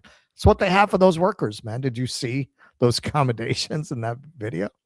That's how they want you to live. They want to go back to that, what he's describing. You ever hear 16 tons? I owe my soul to the company store, right? That's how it used to be before the New Deal. You would wind up owing money to the employer. You had to buy everything from the company store. That is what they want to go back to. You want to see what neo-feudalism would look like in the West? That Dubai is what it would look like. They want to be able to take your sons and make them live in hovels and work themselves to death. And if you have a hot daughter, they want to be able to buy her for sex. That's the world that they want. And then you have the influencers. They're like the familiars to the vampires, right? They're not rich like them, but they're going to go serve them so that they don't wind up being the victims. I mean, we have obviously not as dramatic a version of this now, but the big cities here are turning into that. I mean, that's what New York is. You have these serfs who entertain the rich people who live in the desirable parts of town, the people who work the bodegas and the coffee shops and tend the bar and wait the tables and, do the laundry at the hotel. They don't even live there. They are just bussed in, on subways, sometimes from, an hour plus away. And they don't live anything like the lives of the people who they wait on, who they entertain, Right. So you have a less dramatic version of that, but the same overall dynamic. No doubt about it. Well, the country is going in that arc. You look at an Amazon warehouse. I mean, that's moving pretty far in that direction. Yeah, absolutely. All right. Let's move. Let me kill this light because certain lights are on that pulse because it's doing that thing. Okay. Cool. You see that, right? It's good. What's that? Yeah. That, right? It's doing that thing. Yeah. All right. No problem.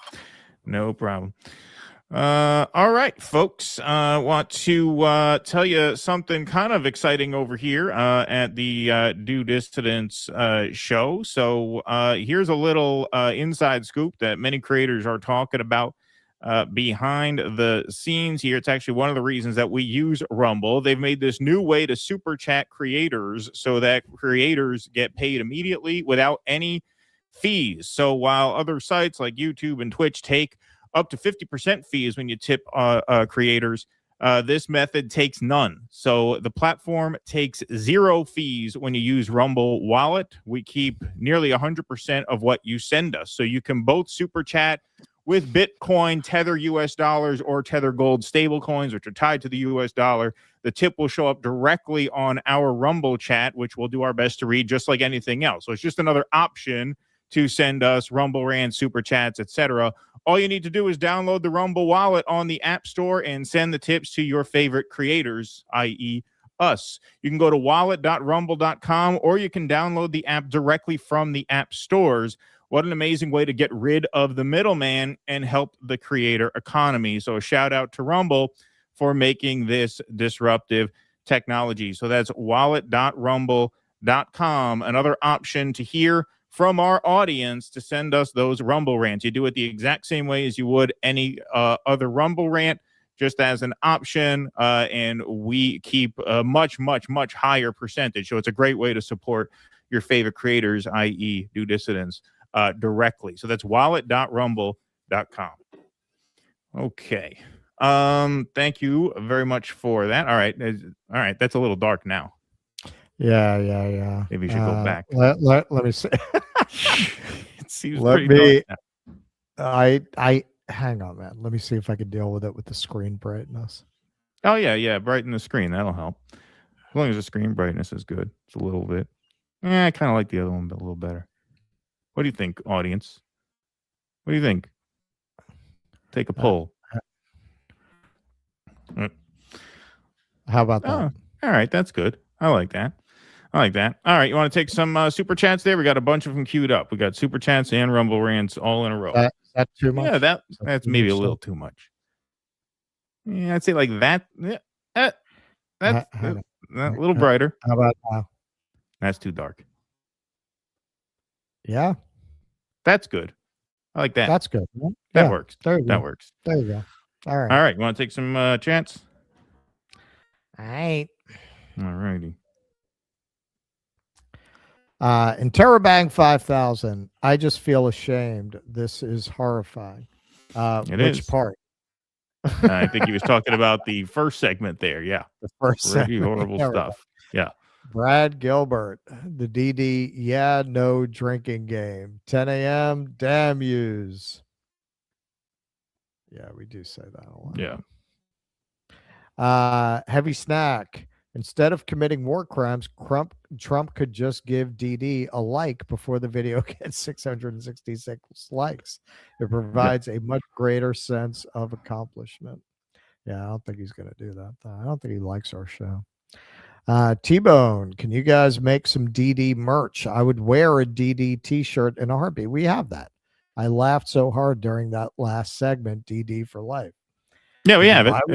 Yeah, it should be on our it's on our YouTube channel underneath the clip. It should be even showing under the live stream. Yeah. The little links to the merch stores. Yep. Yeah, we have that. Genitilis, hello there, Music Keaton. If you want in on the ground floor before they get famous outside of Quebec, give Angine du Poitrine a listen. Oddball as hell, but wholesome as well. Thank you for that. Thank you. We'll check that out. Sean Hurl, where is BB? Boom, boom, Tel Aviv. That is the question on everybody's lips right now. Stanley Z, regime change USA. It's pretty sad, man. It's pretty sad. Brad Gilbert, history repeats. 1979, inflation between 10 and 15%. Yeah, different reasons at that time. Brad Gilbert, Professor Zhang applies Kerpism thought to game theory. Yeah, well, that came up in his interview with Jimmy, right? Heavy snack. Iran really played the Uno regime change reverse card on Bahrain. Yeah, that's a good way to put it. Professor Anis Russ, if you could send us to a communist country, would we have to kiss or fuck an inanimate object or just left alone to understand its splendor? Yeah, they don't make you fuck a wall here. At least not yet. I'm going to Saigon. Maybe they'll make me fuck a wall there. Maybe. You never know. Yeah. You never know. You never know. That is where the seat of government is, I think. No offense to the Gen Z, or they have like the old presidential palaces there. They still have government offices there. No offense to the Gen Z, but most of them are so into themselves and can't exchange a flat tire. And why would we want them to go? You know, I do not get on Gen Z as a matter of principle. Like, yo, I feel bad for those kids, man. They got so fucked over.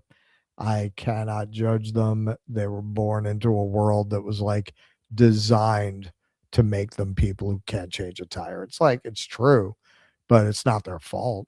Like I think it's a big psyop, man, to make people weak and incapable of resistance. So yeah, man, it's not their fault. Roland Rock. I'm a boomer cat lady, and I think you two are more insightful than most kids your age. Well, thank you. I gotta blow that up. All right. See, that's the problem with the scroll. You gotta wait until it gets back to the beginning. Oh, yeah. Well, you could always just read it in the column there too while it scrolls. So did you just read the abiding? I haven't read it. Oh, here. Abiding, the architects of this war knew precisely where we'd be 2 weeks in, 12-day war benchmark, yet they forged ahead anyway. Their real objectives are far darker than our understanding allows. I am afraid that you are right, at least in regards to the people pulling the strings on this, which are not Trump. Eric Rousseau, horror stuck in Dubai and pedo stuck in Tel Aviv. Yeah, we got to get those crazy kids together. That's right. Crazy stuff. Abiding, you don't need my silly rants clogging your feed until this is over, and the phrase Samson option isn't heedlessly tossed about. All right. Do we want to go to your segment there? Yeah, here, I'll do some of these before, though. A lot of people in UAE are glad these influencers are gone, and lots do not like that government. Also, please read up on the Dubai president. Don't make mistake. UAE president, his wife, who's a princess of Jordan, and daughter flee as refugees due to torture of his daughter. Remember Sultan to Epstein. Remember weird hair whipping girls when Trump visited UAE. UAE says it's their culture. Everyone, including me who lived there, said, when does Muslim countries allow women to whip them around? Oh, so you lived there. Wow. Goo81 says the founder of the UAE originally built Dubai to be family friendly and clean and never intended to be the Dubai it is today. Was very supportive of Palestine and had a street named after him in Gaza. Wow. Thanks for that, Goo81. All right, over on YouTube, Cray06 says, man, all you dummies still harping on this Epstein and trafficking stuff. Wait till you see how bad Matt and Michael trolled you. Ha ha, good one. Good one. Speaking of that, now we will go into... hang on. Before you do that, I forgot to issue my correction. Okay, so for some reason, I mixed up Dimitri Lascaris with Stefanos Stefano. He is the Cypriot politician I was thinking of, who's taken a lot of shit speaking out against Israel. But you can see how close their names are. So that's an easy mistake to make. Right. Yes, indeed. I heard we got a lot of feedback. Dimitri Lascaris, yeah. It's very close. Almost the same name. Heard we got a lot of feedback on that. All right.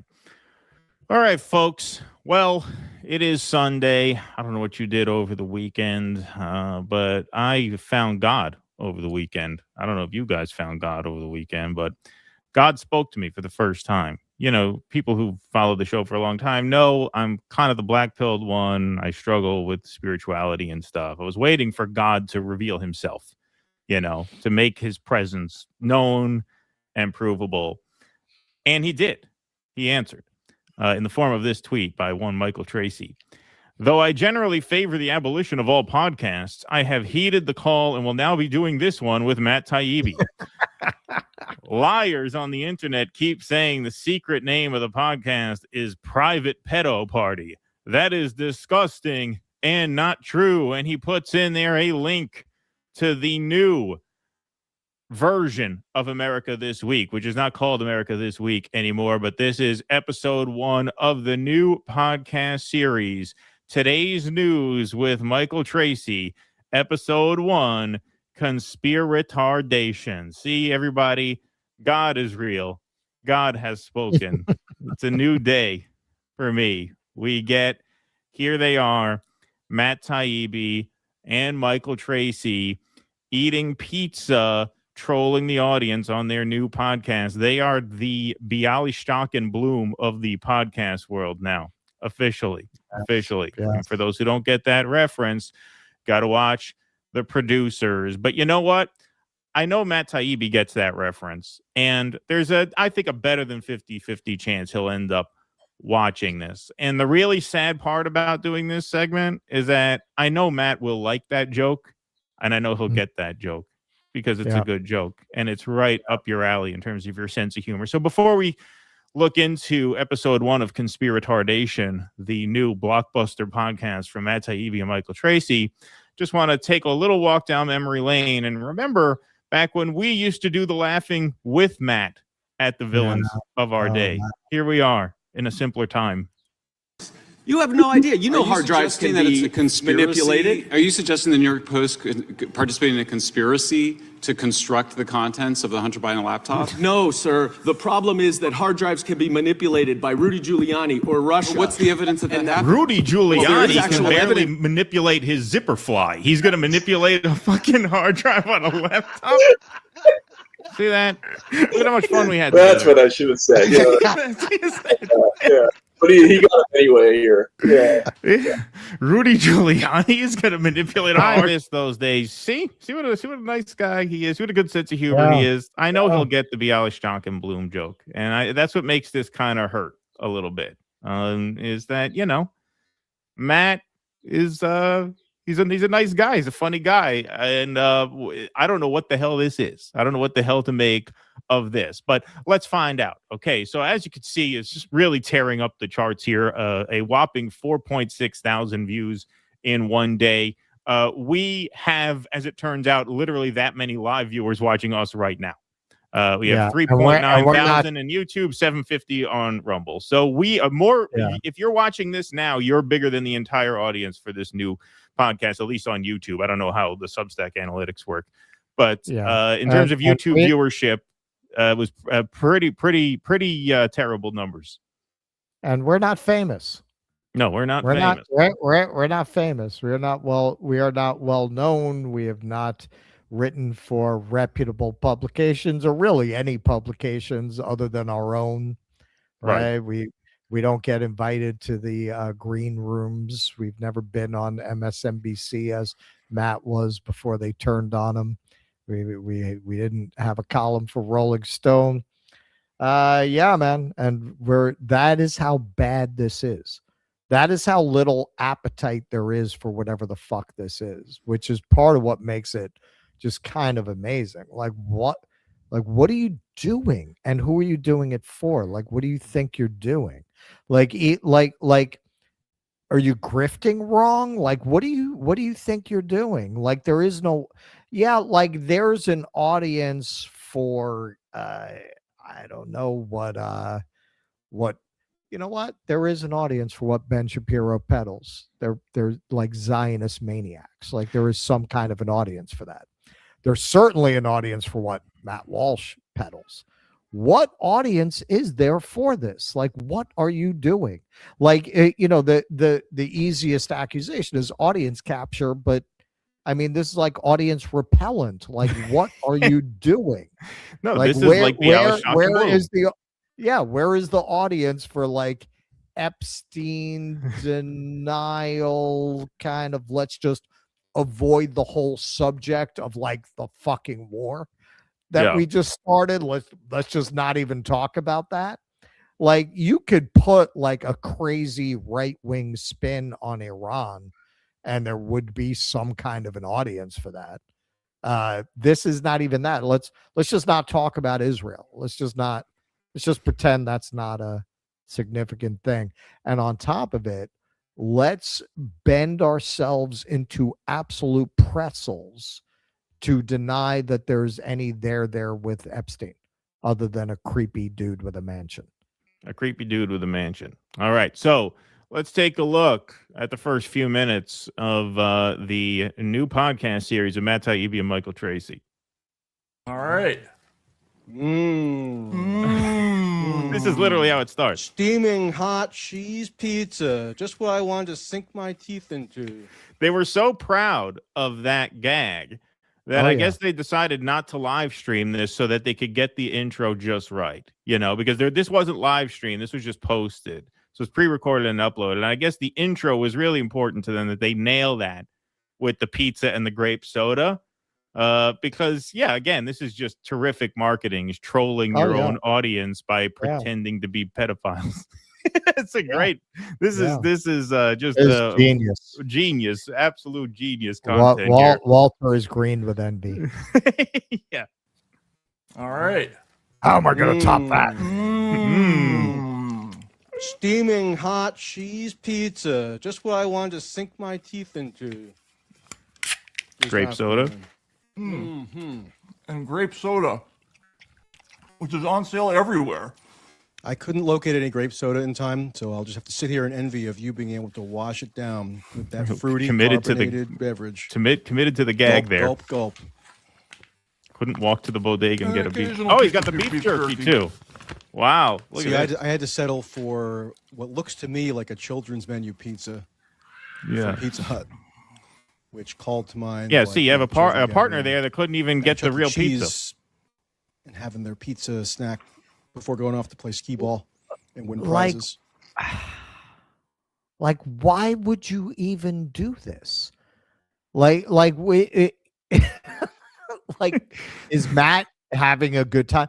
Does this seem like the Matt in that clip we just showed you? That Matt was having a good time. He was having fun. Does this guy look like he's having fun? Yeah, why do this? Why do this show? Nobody watches it. Nobody watched the show with his crazy get off my lawn co-host there. I feel bad for the new editor. Now you're going to get like maybe the most despised man. That's the thing.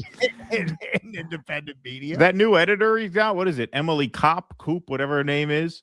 Imagine you quit your other gigs. You were so excited to start this new job where you're going to be the editor-in-chief of Matt Taibbi's publications, a new beginning. And then, 2 weeks into the job, he's like, I got this. Okay, so here's what we're going to do for the flagship podcast. We're going to partner with the most despised man on the internet. And episode 1, we're going to eat pizza and drink grape soda to troll what's left of our viewership by, pretending that we're pedophiles. That's the gag, is that we're pedophiles.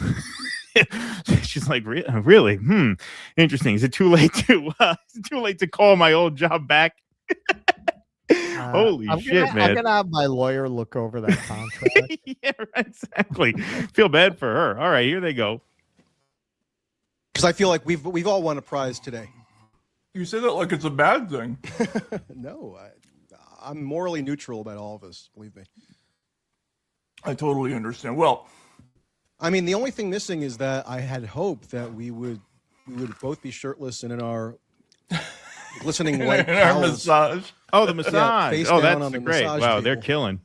With maybe Crushing it here. surrounded We're gonna by try to do that. females yeah. of uncertain age, hopefully legal. We would do some, partial checking. Partial checking. Legal age.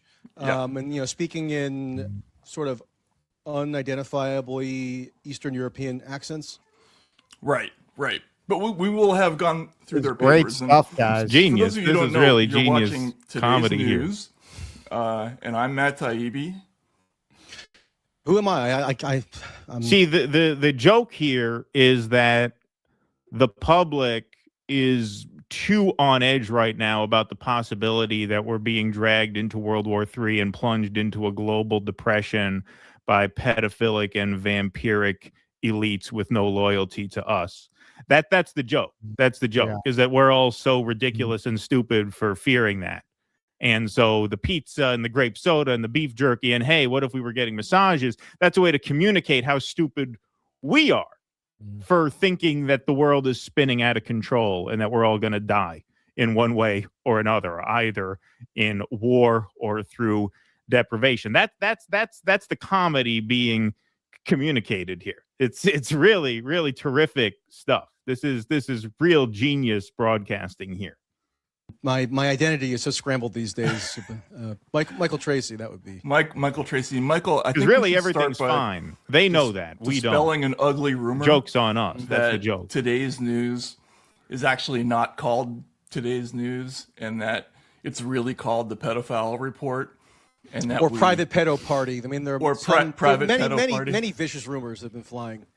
Right. That's the real name of this enterprise. This is great. There are rumors also that we mocked up graphics for all of these things, that we did different, sort of stylistic I am conceptions. sick and tired of See, the joke there is that Matt Taibbi actually did mock up graphics. This is real. These are real tweets.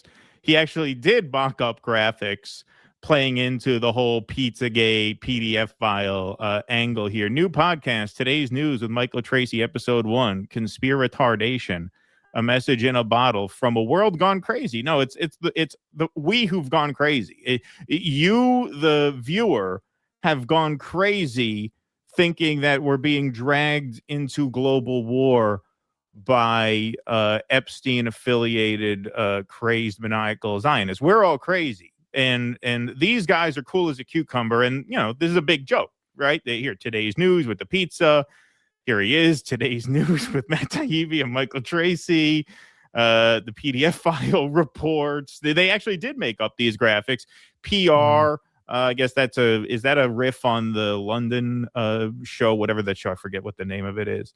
But yeah, no, this is all just really amazing stuff. All right, let's keep going. You bozos out there on the internet spreading lies about me. And you know what? You have another thing coming. It's totally untrue. And how dare you? Totally not true. We want Kern. We want Walter back. Pedo Party podcast. PPP. You know, if it ever gets shortened to the PPP acronym, the folks over at Public Policy Polling are not going to be happy. That's a great joke. That is true. Wow. We may end up in litigation over this, but that's all right. There are lots of people that we're no longer going to be friends with. Well, actually, we're already. You're suing a journalist for defamation. Meanwhile, you're filming yourself eating pizza and drinking grape soda to troll the audience. That the gag is that you're pretending to be a pedophile. Very, very, very protective of your reputation there, I see. How dare he? How dare he sully your reputation? This is so bad, they couldn't even get views on the hate watch. No, I mean, not even the morbid curiosity of the car wreck of it for the very first drop. Yeah, no, exactly. Not friends with them anymore.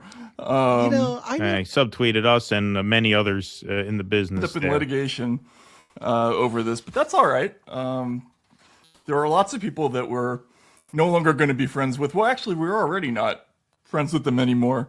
I mean, this is going to sound maybe a little bit. I'm sorry to cut you off here. Just want to clarify. I'm not really friends with anybody. In fact, 5 episodes in, I'm liable to take issue with something you say and relentlessly tweet how you're an idiot for saying it, and we'll have a falling out, and this will probably not make it past episode 8, since I really can't get to know anybody without sooner than later expressing my contempt for their intellectual inferiority to myself. So just not to burst your bubble there, but we're not friends. Or a little bit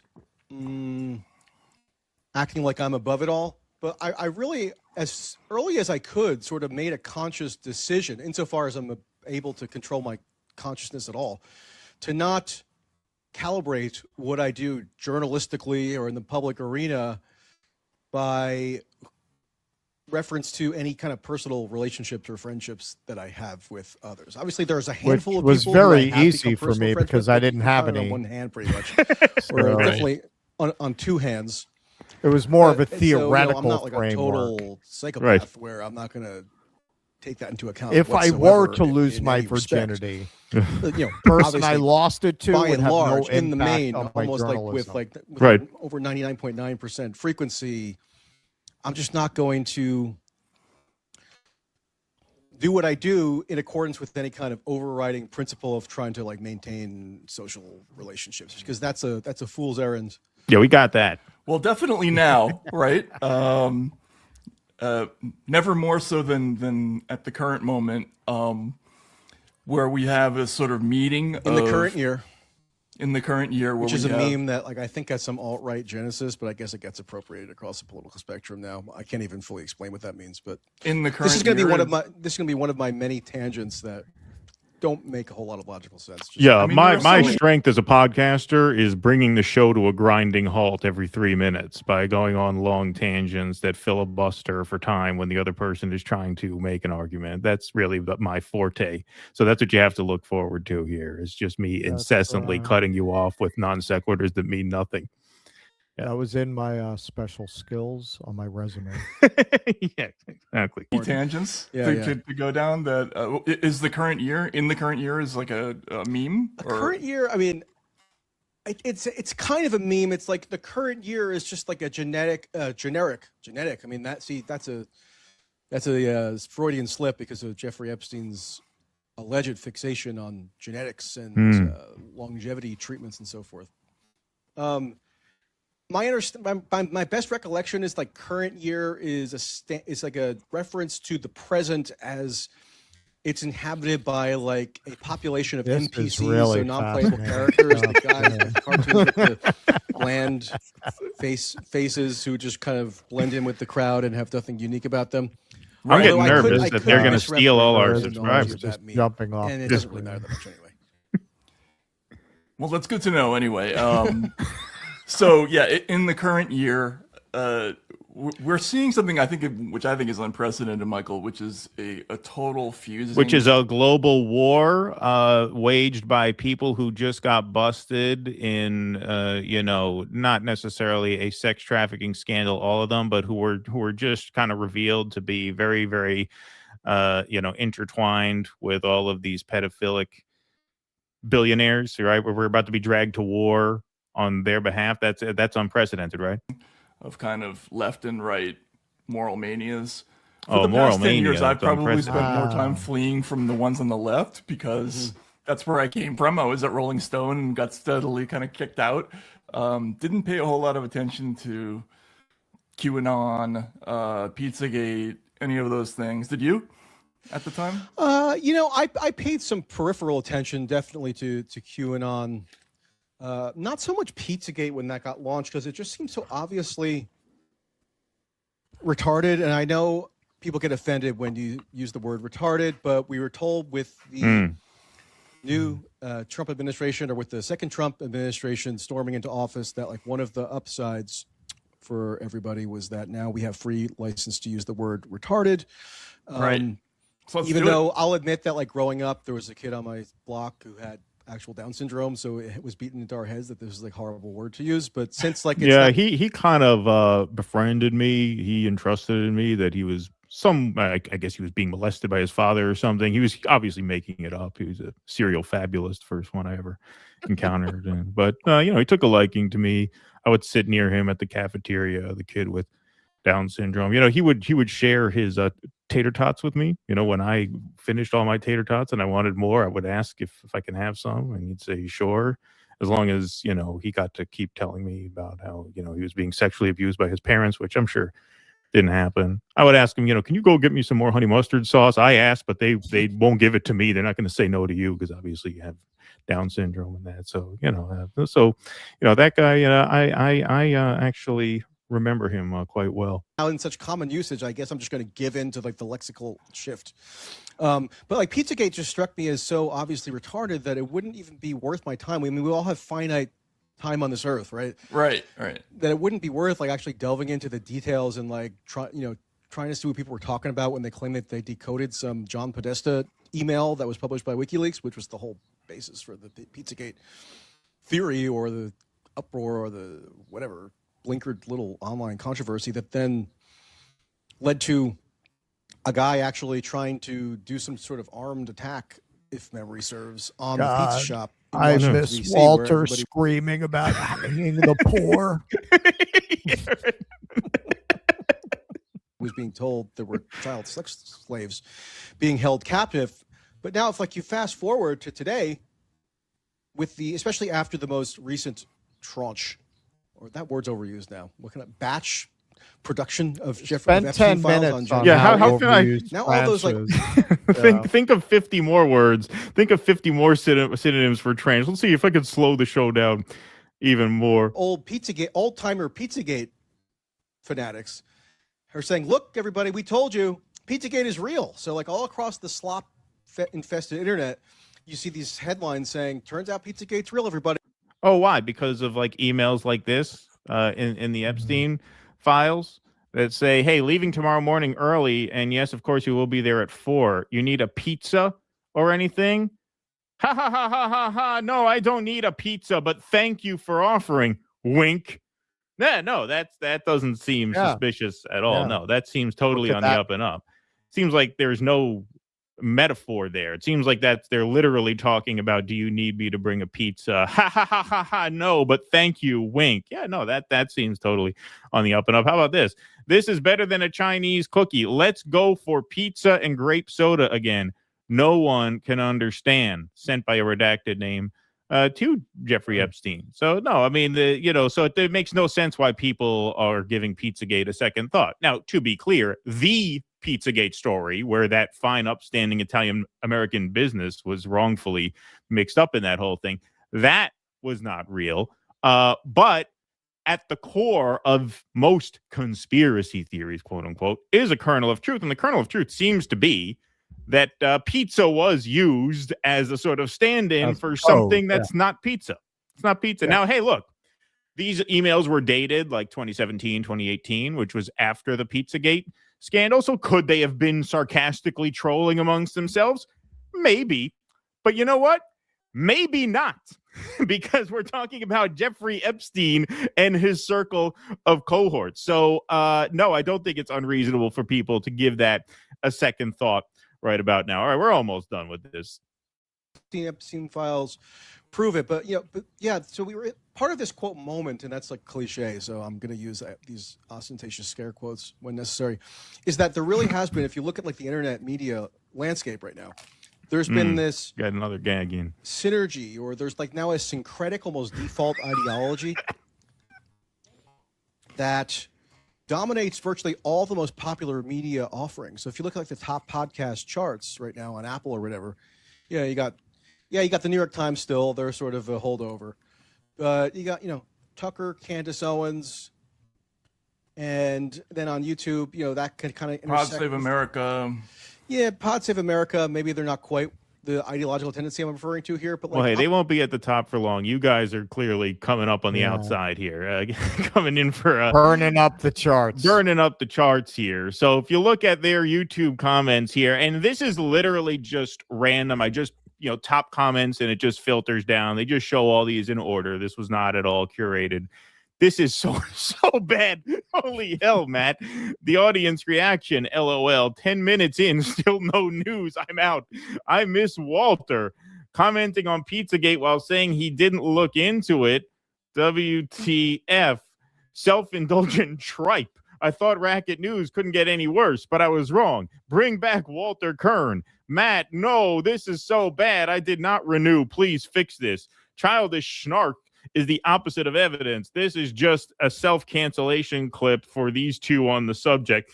Now the only thing left to do is find out why they did it. Whatever you think, Michael Tracey is here to tell you why it's wrong. Is this channel sponsored by Barry Weiss now, or was it always? I like this last comment here on this slide. Like dreaming you woke up from a bad dream only to realize you're still asleep and the nightmare is even worse. Again, these are not curated. This is just I took the top and I just grabbed like the first 15, 16 comments. What terrible tripe. Two fools laughing at conspiracies they admit at the outset they haven't looked into. How embarrassing. Jay Rollin Pete's fucking yikes, dude. What the fuck? Matt, I love you, but no. Please don't eat on microphone. I made it to 17 minutes. Done. Yeah, we apparently still have our paid subscription to Racket, so we're still paying customers. This was an hour and 40 minutes. I guess they only released the first half hour as a teaser to hook you in for the rest of it. So I had some fun. I can only imagine what the rest of it is.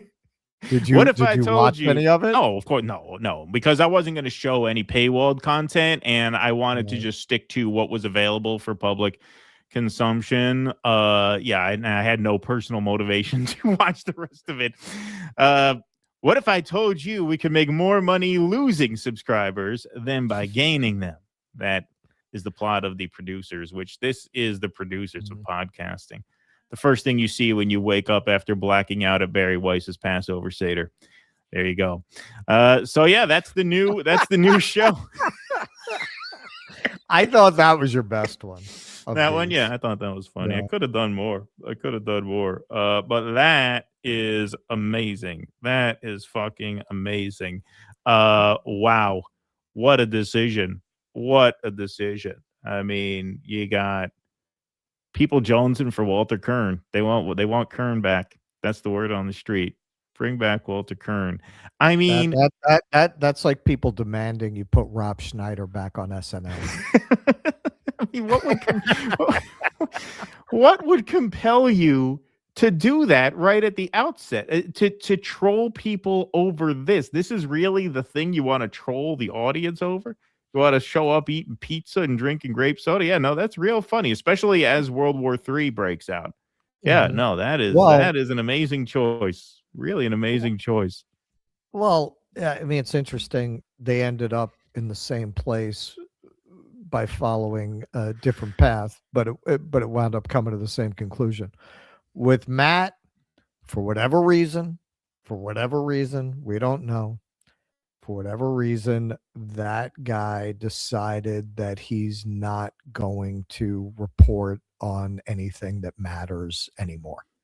He's just going to report on culture war provocations and relitigate his Twitter reporting from years ago and, try to find, hopefully, ostriches being murdered somewhere that he can get into. He's just not going to cover Israel. And from that, everything else kind of proceeded, because if you're not going to cover that for whatever reason, he's not covering it for whatever reason. And, the reason he told us is, in my opinion, bullshit, total bullshit. There's no way that you would go this far to avoid it over what he said he was avoiding it over.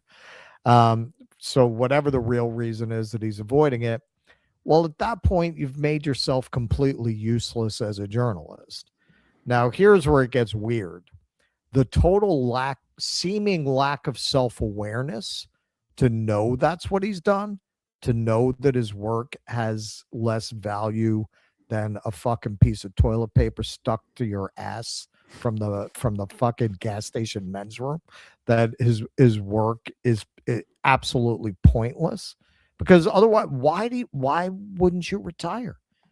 He's so joyless. It's so clear he doesn't like what he's doing, because he has to know that he's a fucking parody of what he used to be. He's an embarrassment to the industry, and he's an embarrassment to his own legacy. Like, why would you see? We both thought that with Walter being gone and getting this new editor, he was going to go back to kind of investigative journalism, which, given all of the red lines he seems to have, which are drawn around everything that actually fucking matters at this point, it's questionable what kind of work he would have produced even under that context. But why would you come back? Why would you come back to get an even worse co-host? And this is where I'm inclined to believe that for whatever reason, he really did follow this intellectual path to the place he is now. If you're going to decide that you're just going to shut off, you're not going to talk about Israel, which is tied to most of the important news stories of our current moment, but you still want to believe you're doing journalism, well, what are you going to do? You're just going to focus on kind of puerile culture war provocations. And if you're sensitive to your audience getting angry at you, as he clearly is, because for a minute we thought he was going to kind of come back to his senses. He started writing a little about Mahmoud Khalil and got shut down by the regards that are still subscribed to him after years of him refusing to address Israel. He's left with like the real MAGA scum now. So when he started speaking out against Daddy, he got pushback, and they just went back into the ostrich bunker.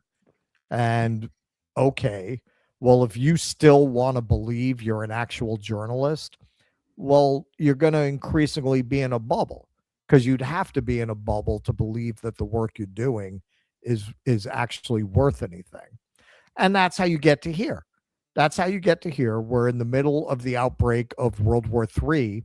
You think the funniest thing you could do would be to get arguably the most despised man in independent media, with the least organic audience base for his views as your new partner to troll all the enemies. Right. Because if you're not going to acknowledge that all the incoming you're taking is incoming you've earned, well, then they're all wrong. Right. Right. So let's go mock the prudes. Let's go mock all these stupid people who believe, I don't know, millions of Epstein files might not just be a ridiculous thing to be concerned about. Yeah. Right. Let's troll them. And that, yeah, man. I mean, you could see it in the email exchange we had with him, which we're not going to get into the details of. But yeah, I mean, his head's that far up his own ass. Like, that's why he doesn't retire. Like, it seems like he just won't acknowledge what a fucking pathetic figure of a man he has become. He's convinced himself that he's still doing valuable work and that everyone coming at him is Debbie Wasserman Schultz. Well, he said over and over again, no, this isn't a worse environment for speech than under the Democrats. I think there's a reluctance to admit just how bad things have gotten under Donald Trump, because he essentially supported Donald Trump. I mean, he didn't come out and say, I endorse Donald Trump, but he signaled very strongly that's who he was voting for. You know, in the interview that you did backstage with him at Rescue the Republic, he said, well, we'll take our chance, you know, something to the effect of, we'll fight that battle we'll gets fight to that us. battle. Well, Yeah. so where is he? Okay, so where are you? Where are you? You seem to be denying that things have gotten really bad. And there are people, many people in this space, who gave Trump the benefit of the doubt that he didn't deserve.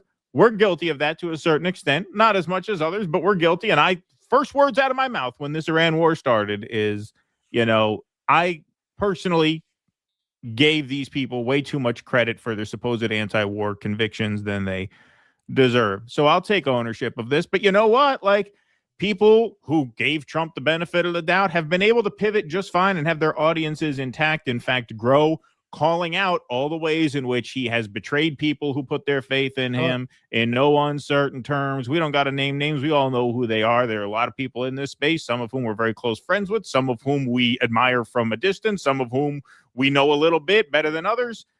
We all know that. And everybody I'm talking about now has gotten on the correct page, which is vehement opposition to this war and vehement opposition to Donald Trump as the vacuous con artist that he is and has always been. But there seems to be a reluctance on Matt's part to accept that, because I think he feels maybe that would be accepting too much that he got duped. And there could also be something here. This is kind of maybe too much shop talk inside baseball, but between him and Michael Schellenberger, you really have just this bizarre reluctance to pivot in any kind of way according to the facts of the situation. Maybe that's a Substack thing, man. Maybe Substack attracts a certain kind of pseudo-intellectual Daily Wire type conservative who fancies themselves above YouTube, and maybe they're just especially rigid in their views, because it's true. When he did those two pieces on Mahmoud Khalil, he heard a lot of pushback on both of them, and then that was pretty much it. That was pretty much it. I haven't heard much on the Israel front since then, and so, you know, who knows what the deal is there, and who cares what the deal is there ultimately. You know, he's dude. If you couldn't even get a hate watch for the inaugural program, not even a morbid curiosity watch. What the fuck? This is why I'm saying, why would you even do it? Like, he didn't. Nobody watched the show with Walter. Springtime. And your answer to that is Epstein in Tel Aviv. That's what they should have that as their song at the end. They should just break out in song, because that's really what it is. This is the springtime for Hitler of the podcast space. Really is. All right. Let's move right on along here. Goo81. Lastly, Muslim countries are very friendly towards animals, including cats. My bro in Dubai had cats come into his home and fed them, made beds for them, even took them to vet. One day, cold. Sad. Cats. I'm close to my cats, too. Me shoot skeet. We don't even care or do anything about penal labor of the homeless in the U.S. No matter where you go in the world, it's a rather them than me. FHL Tom, I hear the toilets are really hot in Dubai. Yeah, well, Russell got into that. Thanks for the $5 on YouTube. Cadmus says, as a Lebanese person, I'm afraid to drop a deuce in fear of Laura Loomerites who would probably try to occupy my toilet, claim it as their heritage. Ooh. Liam G, thanks for the $7.99. Pornhub is currently geo-blocked in Australia because they won't comply with ID rules. Shit go for censorship, but great for people turning down the Wankfest dial. French Laundry, is Vietnam a good place to move away from upcoming techno-feudalism, looking for options?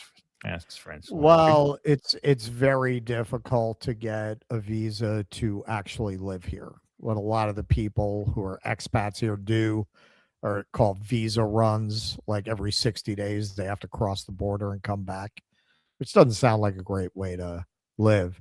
One of the few ways you can get that permission would be to teach English here, if that's something you'd be interested in. Interesting. Thanks for the $10. Take a pick on YouTube. Matthew and Hannah sound like that darn Wilt Chamberlain. Love you guys. Thank you. Appreciate that. Science scum.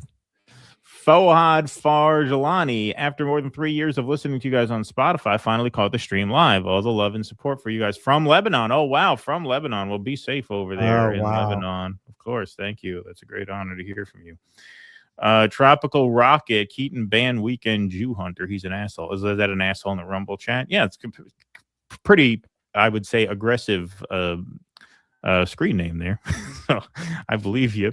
Drunk Comrade. I mean, I'm usually the one who blocks people, but I'm not seeing it tonight. Yeah. Jake, if you can, I guess, do it. Or he may have left by now. We got a lot of chats today. Thanks, DD. News, sane analysis with humor and biting sarcasm. Thank you, Bronx Comrade. Appreciate that. Back from the road, they will Gaza us the moment we rise up in America. Hooverville's company script, starving babies if we rise up. Palantir and Anduril branded drones to hunt you via the Neuralink they force on you. Yeah, no doubt. Mark Pugliese, dogs need killing. Christy Noem is free. She's unemployed. That's right. Cool Blue, if Matt Taibbi and or Michael Tracey ever again become actual journalists, perhaps they will be worthy of some recognition. Thank you, Cool Blue. EO Shush, I looked at all the Twitter Files reporters, and they are skeptical of the Epstein Files. I don't know if they were compromised going in or coming out, but they are getting paid by David Sachs or Elon. Interesting. You have Schellenberger. You have Taibbi, you have Barry Weiss. It was very gradual. I guess it was gradual with Taibbi too. What about Li Fang? Did Li Fang work on the Twitter Files at all? I forget. He did, and Li Fang is like one out of that group who is stuck to his principles. Interesting. These guys are hilarious. They should book the Ben Shapiro room. Funny. Virtuoso, this is cringe from Taibbi and Tracey. I used to respect them, but they've covered themselves in glory. What's their cold open in the next episode? They both got to be felching a dill pickle. Yikes. Yeah, filleting a dill pickle. Not felching, but yes, got it. Mike and Matt's morning drive show. That's right. All right. Eric Rousseau, at least Kyle finally got laid when he sold out of bleached his hair. Good one, Eric Rousseau. Appreciate that very much. Marigold Rose says, y'all heard the rumors that Netanyahu's dead. They released an AI video where he has 6 fingers. Trump pulled Besant aside mid-interview, come back shaking. Yeah, there's a lot that's weird. I mean, definitely it's possible.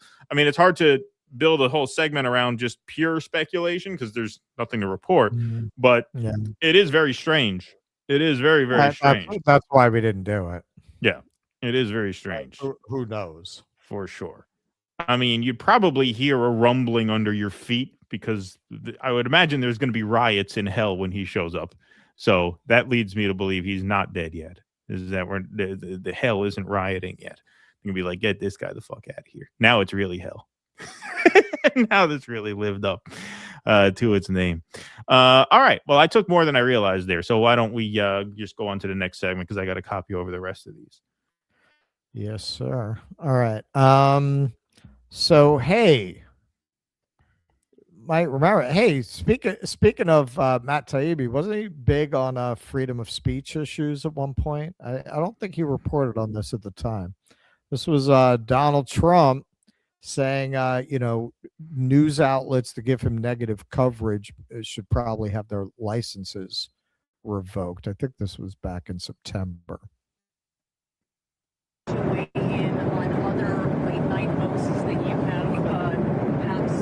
When a late night host is on network example, I read someplace that the networks were 97% against me. I get 97% negative, and yet I won easily. I won all 7 swing states, popular, won everything. And if they're 97% against, they give me only bad publicity or press. I mean, they're getting a license. I would think maybe their license should be taken away. It would be up to Brendan Carr. That's something that should be talked about for licensing, too. When you have a network and you have evening shows and all they do is hit Trump, that's all they do. If you go back, I guess they haven't had a conservative on in years or something, somebody said. But when you go back and take a look. Should have Michael Tracey host The Late Show when Stephen Colbert ends. They're not allowed to do that. They're an arm of the Democrat Party. We're in the Good evening, midst everyone. of a massive shift in Should I say good dynamics night? in the media Good twilight. ecosystem for lots of reasons. use Again, the word including the evening permission more. structure that President Trump's election has provided. And I would simply say we're not done yet with seeing the Not done yet? consequences of that shift. Well, what does that mean when you say you're not done yet, then? I mean, will you only be pleased when none of these comedians have a show on broadcast television? No, again, it's not about any particular show or any particular person. It's just we're in the midst of a very disruptive moment right now, and I just frankly expect that we're going to continue to see changes in the media ecosystem. Changes in the media ecosystem. That is Brendan Carr, the FCC chairman. So this, as you can imagine, the administration is not very happy with all of the negative coverage of their latest escapade in the Middle East. Yet again, this is Donald Trump. Yet again, an intentionally misleading headline by the fake news media about the 5 tanker planes that were supposedly struck down at an airport in Saudi Arabia and of no further use. In actuality, the base was hit a few days ago, but the planes were not struck or destroyed. 4 of the 5 had virtually no damage and are already back in service. 1 had slightly more damage, but will be in the air shortly. None were destroyed or close to that, as the fake news said in headlines. The New York Times and the Wall Street Journal in particular, and other low-life papers and media actually want us to lose the war. The Wall Street Journal tends to be pretty sympathetic to the administration. Well, they released a lot of that Epstein shit. That's why he's got an axe to grind against them. Yeah, right. The birthday card and everything. Their terrible reporting is the exact opposite of the actual facts. They are truly sick and demented people, takes one to know one, that have no idea the damage they caused the United States of America. Fortunately, as proven by our great and conclusive election win in 2024, the people of our country understand what is happening far better than the fake news media. What's the polling on Iran? What's the polling on Iran? I mean, well south of 40%. Yes. Well yes. south. So, Some polls have it south of 30. Yeah, they understand pretty well, it seems. So here's Brendan Carr getting his straw out to felch Donald Trump's ass. Broadcasters that are running hoaxes and news distortions, also known as the fake news, have a chance now to correct course before their license renewals come up. The law is clear.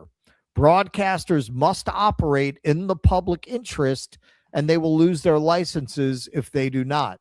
And frankly, changing course is in their own business interests, since trust in legacy media has now fallen to an all-time low of just 9%, and our ratings disasters, while CBS presumably is following the model you're suggesting, and their ratings have gotten even worse than they were before.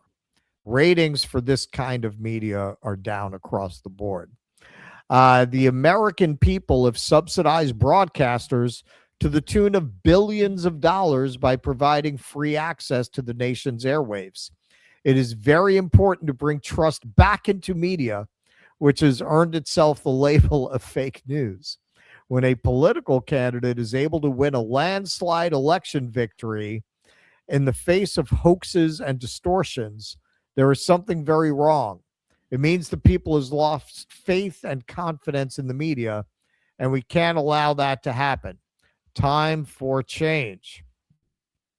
Okay, this is Brendan Carr back in 2019. Should the government censor speech it doesn't like? Of course not. The FCC does not have a roving mandate to police speech in the name of the public interest.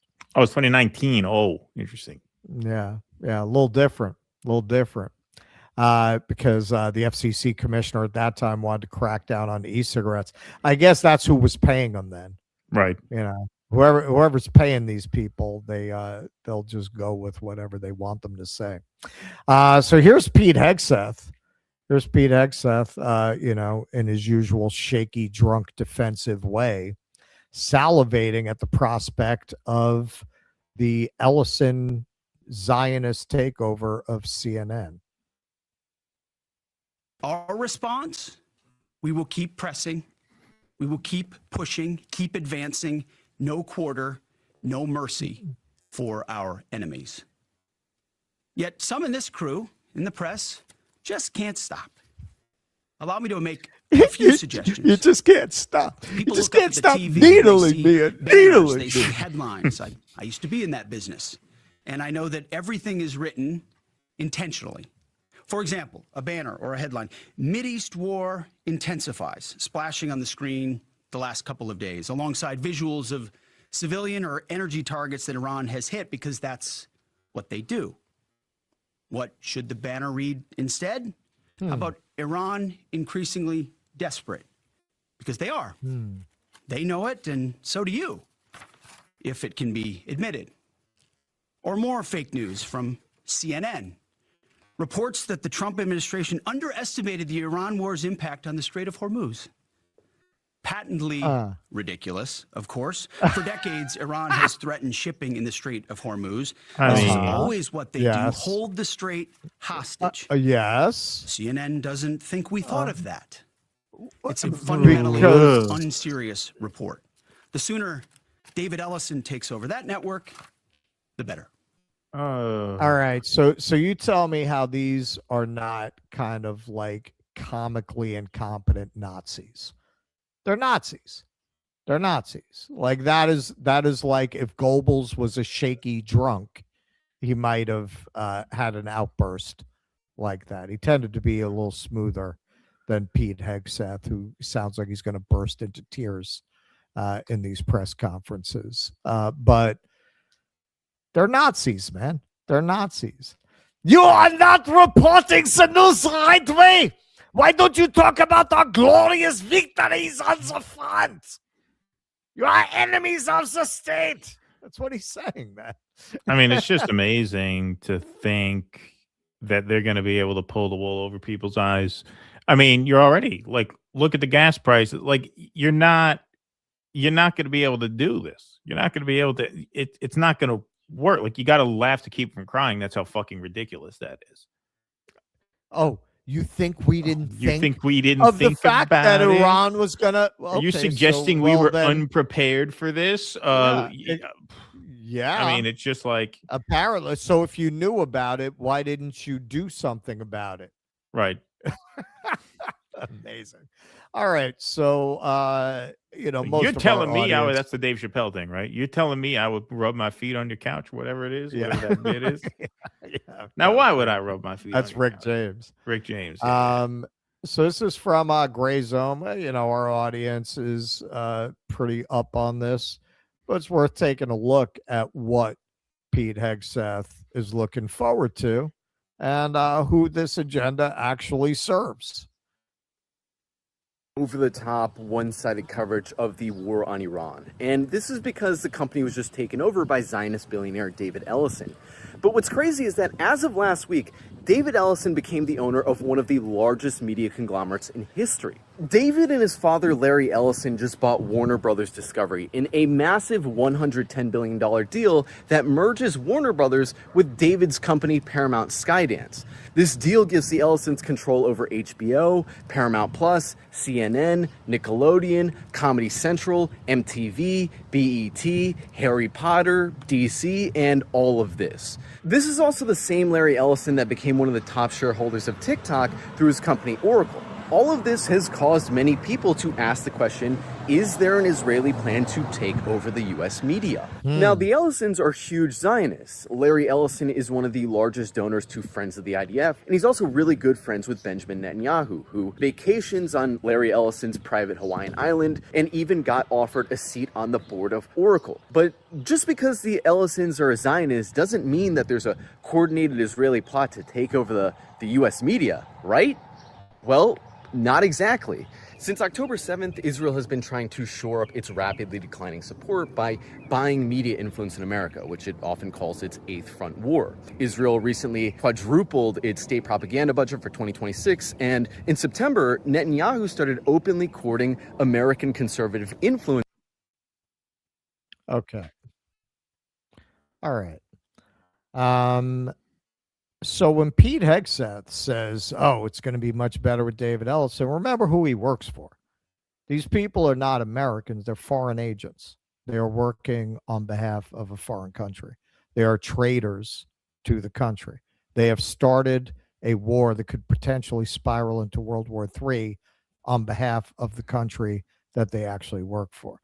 That having been said, some people have pointed this out. And certainly having been to My Lai this week, it's worth mentioning, we don't work with Israel in violation of our ethics. We work this way with Israel because Israel's just like us. We're just like them. Right. They're just like us. Like, it's not morally inconsistent with our character as a nation. It's completely consistent. We're on the same page with Israel. We want to be able to murder who we want, steal their resources, and suppress dissent. We're just like them. We have the same agenda. We're in lockstep. There's no real conflict there. There's Aaron Turr from Fire, which has kind of picked up the old mantle of free speech from the ACLU. The president's hand-picked misinformation czar is at it again, singling out fake news that conflicts with his boss's political agenda. The First Amendment doesn't allow the government to censor information about the war it's waging. Okay. This was a little back and forth with Grok that was pretty interesting. Like, if you want to see the kind of scum that's still stuck to the bottom of Trump's shoe, this will give you some insight. Not this one. Mandalorian, Grok. Educate me, can the FCC curtail press freedoms under the First Amendment because the federal government started another forever war that's going badly? Grok, no. The First Amendment bars government, including FCC, from curtailing press freedoms over war criticism or distortions, even if a conflict goes badly. Broadcasters using public spectrum face licensing in the public interest, but courts prohibit viewpoint-based penalties or censorship. Communications Act 326 explicitly bans it. Narrow exceptions like proven intentional false news on crimes, catastrophes causing harm don't cover policy disputes. Any overreach gets struck down. All right, so now if you've ever been in one of these things on X, on the one hand, the kind of scum that are still stuck to the bottom of Trump's shoe also tend to be Elon dick suckers. So they can't see Grok is bad, right? So what they'll tend to do is try to frame questions in a way that they'll get Grok to tell them what they want. So this guy really tries, and it just keeps blowing up in his face. Let me see, guy. Can the media be regulated if they are creating a national security risk? Huh? How about that? No. The First Amendment bars government regulation of media content, even for claimed national security risk, unless it meets the strictest scrutiny, direct incitement to imminent lawless action, or narrow prior restraint exceptions, e.g., troop movements and active war. Okay, so he's not going to give up. This is not what Carr is implying. I'm fucking loser. You're arguing with Grok because you're so married to. I mean, Jesus Christ! Like, let it go. Go find someone real to talk to. Jesus Christ. Well, I'm sure he does not have anyone real to talk to. That's how he wound up in this situation. This is not what fucking arguing with fucking AI bot. Carr references the public interest standard for broadcast licenses targeting alleged hoax and distortions in Iran war coverage as grounds for renewal challenges. FCC policy and First Amendment limits still apply. He's not done. His theory hasn't been tested in court, and there are many misconceptions about what his plans actually are. He's literally arguing with Grok. And Grok comes back. Carr's public interest standard for licenses dates to the 1934 Act and has faced court tests. Red Lion 1969 upheld limited fairness rules, repealed 1987 amid First Amendment concerns. Miami Herald versus Tornillo struck similar print mandates. Applying it today to hoaxes in disputed Iran war facts would require proof of deliberate internal distortion causing public harm, not policy disagreements. So this is, but you see this a lot on there. Like if they see Grok gave an answer they didn't like, they'll try to frame it in a way that they could get the answer they want out of it. All right, well, I have a great idea. Dude, I had one of these fucking losers once when I posted one of Melania's art modeling pictures. And these people are like right-wing fanatics who love to, slut shame and such. Grok, is nude modeling a legitimate form of art? Well, I got a great idea. Imagine that was Michelle Obama. Yeah, exactly. Imagine that was Michelle Obama. We should create an AI just for these people and just call it Chud AI. Where the AI is just programmed to just tell them exactly what they want to hear. I think we make a fortune. That'd be so great. Make a fortune. Yeah. Well, yeah. Well, I mean, Elon, I'm sure will gradually turn it into that. Chud, can Donald Trump throw CBS off the air if Stephen Colbert does another broadcast? Why not? FA info. That's the yeah. Well, that's you got to bring back Mecha Hitler for that. Yeah, right. Yeah. Governor Gavin Newsom, if Trump doesn't like your coverage of the war, his FCC will pull your broadcast license. That is flagrantly unconstitutional, and Carr actually responded to him, quoting the Red Lion decision. No one has a First Amendment right to a license or to monopolize a radio frequency. To deny a station license because the public interest requires it is not a denial of free speech. Okay, so of course he's taking this completely out of context and not telling you what the actual decision was.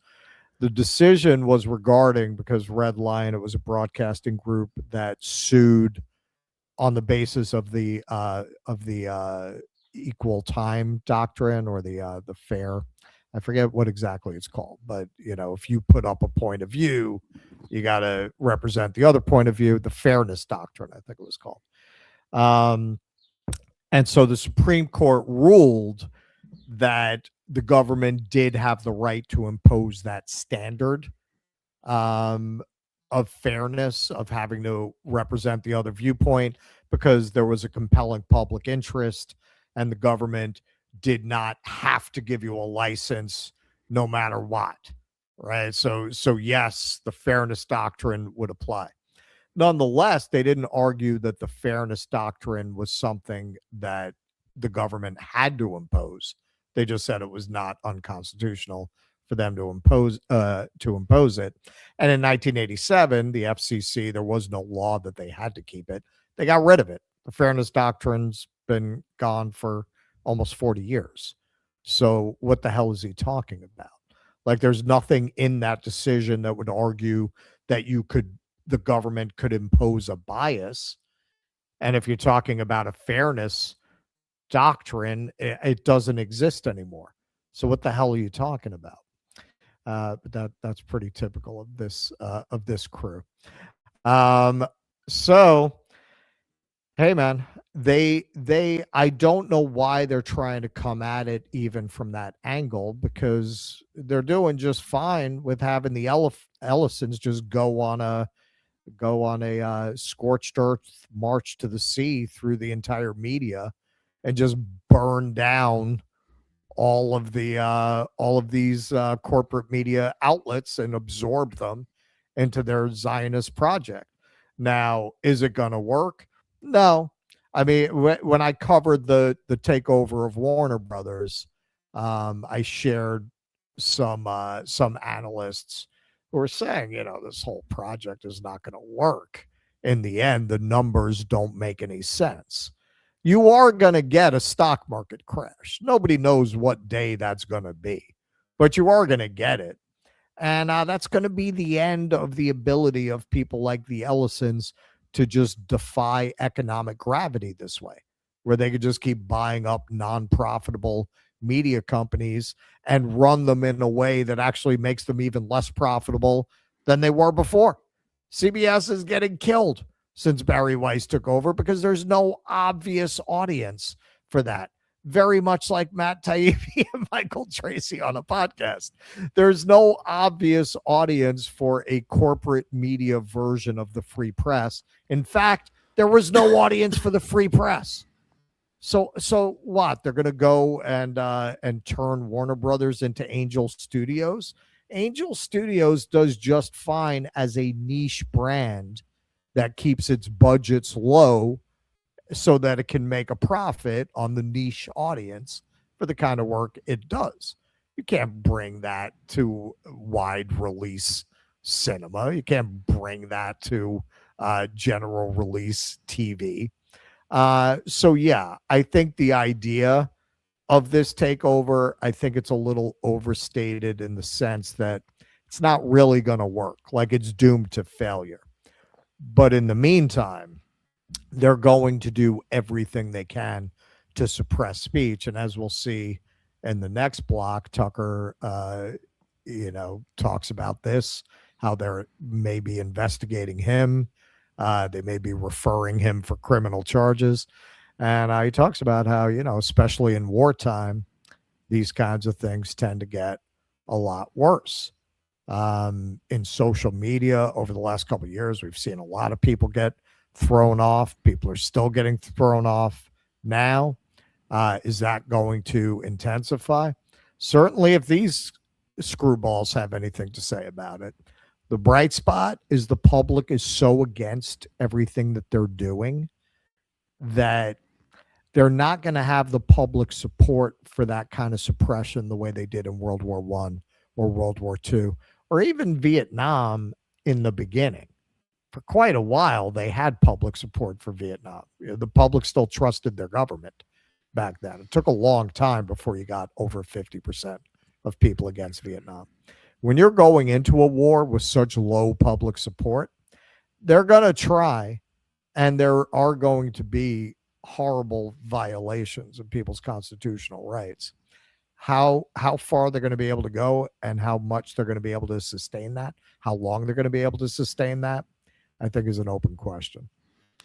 Yeah, I mean, we're already seeing the impacts of this war on everyday people, and that's a big difference between the Iraq war and now. You didn't see these spikes in gas prices during the Iraq war. You didn't really see that make itself felt until, what was it, 2007, 2008, where it got up over $4 a gallon and everybody was freaking out. This is instant. Why? Again, I hate to keep repeating myself over and over again, folks, but I try and be as concise as possible every time. So that's going to inevitably lead to some repetition. Look at a map. Look at a map. The Iranian coastline is very long and it's right on the strait. So that means everybody feels this immediately. There's just no containing that. There is no containing that. It's the same as Joe Biden telling you, no, groceries aren't more expensive. Bullshit. Everybody goes to the grocery store at least once a week. They all know you're lying. It's the same thing here. You're not going to, and now, as we're going to get into in the next segment, you're starting to see headline after headline of troops killed in action. There's just no way to sustain support for this. It's impossible, no matter what they do. No matter what they do. And the interesting thing about this is, one of many, is, Trump in that first video that you played there talked about, they were 97% against me and I won all 7 swing states anyway. Okay, so schmuck, you're articulating why this is such a waste of political capital in the first place, because these networks don't really move public opinion much anyway. Like, you don't really have to control, like, what difference does it make what they say? People have noticed now CNN has gone a little more pro-Trump since this merger. Has it helped Trump in the polls? No. Has it helped support for this war? No. Because people can get news from other places, and even if they can't, even in the worst possible scenario, even in the full dystopia timeline, they still have to fill their car up with gasoline. They still know it's more money than it used to be, and they know that that's because of this war. And they could still see bodies coming back. Like, there's just no way to hide this from people. This is not 20 years ago. It's not 30 years ago. It's not 50 years ago in the example of Vietnam. There's just absolutely no way they're going to get the public on board with this war. It's not going to happen. Well, and how are you going to stop them from getting news that's not American? Like, even if you were able to shut down all the American news, you would just wind up driving tremendous interest in foreign news. Right. Of course. All right, Jake, you got the scroll over there, my friend? So, hey, folks, if you like what we do here and you want to help us do more of it, best way to do it is to become a member. DoDissidents.com/Patreon/Substack or /locals. Perks of membership include your name up on the screen here. You also get call-in access to our weekly Q&As over on Rumble, which follows every Sunday show. Today is Sunday, so we'll be going over for Q&A after the show this afternoon. You also get monthly film club screenings with our partners now at Right Brain TV, as well as monthly extended post-game live streams with calling Q&A as well. So those are the links. It helps tremendously if you sign up. You guys are the backbone of the show. All right.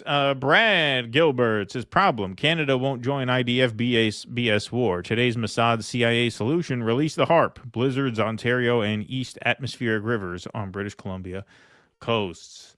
That's a powerful retaliation tool. Krasnaya Armada, media keeps yapping about Iranian protesters so we don't have to face how barbaric the start of this war was. Dark Matter Zombies, Landrew. Thanks for the $100, Landrew. Let's have a cowbell for, or a prayer bell for Landrew, rather. What is the most likely outcome of this war on Palestine, Lebanon, pardon me, Landrew, sorry, Syria, Iran? Will Iran control the Strait of Hormuz like Panama? They are all Palestinian.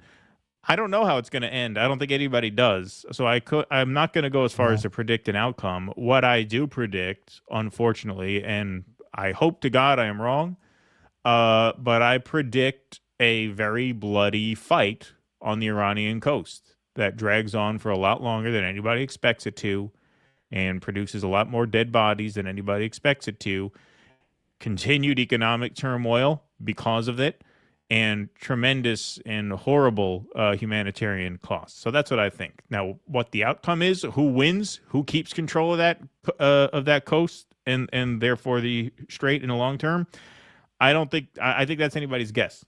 But what I will predict, and once again, I really do hope I'm wrong, is that it's going to be just an absolute horror show for control of that strait, because Iran is not going to give it up. That's their only leverage, and we're not going to let them have it on their terms. And so what the result is just going to be, unfortunately, tragically, a bloodbath. That's what I think. Yeah, and they don't send 5,000 troops that they're not going to use. Those guys don't just get back on the plane and go back. So now you're talking about putting boots on the ground in some capacity, and Iran's going to hit them. Yeah. Genitillus, excuse me, where is the penal labor being performed? Asking for a pervert. Thanks, Genitillus. Jolly Man Big Boy, Trump, ever hear the Failing Do Dissident show? I know I hadn't. Can I call it Do Dissident, starring Russell Dumbular and Keaton Not So Weiss? Thank you, Jolly Man Big Boy. Matt Taibbi to Keaton. Oh, so I'm funny? Funny how? Am I a clown? Do I make you laugh? Haha, thanks. Cubist, Cosmonaut, Contrarians, Cowards, and Zyoclux equals audience. Yeah. Well, it's funny. A lot of his audience doesn't like Tracy. Tracy is so reviled that you just can't assume you're going to be able to just like plug him in. Right. You know where it did well in the con. I should have pulled this. That would have been funny, actually. I didn't think of it until just now. Tracy's comment section on his, because he cross-posted it to his channel. Did fairly well there, not in terms of viewership, but in terms of like response. Like they dug it. Sure. Because why wouldn't they? That is a very select sample.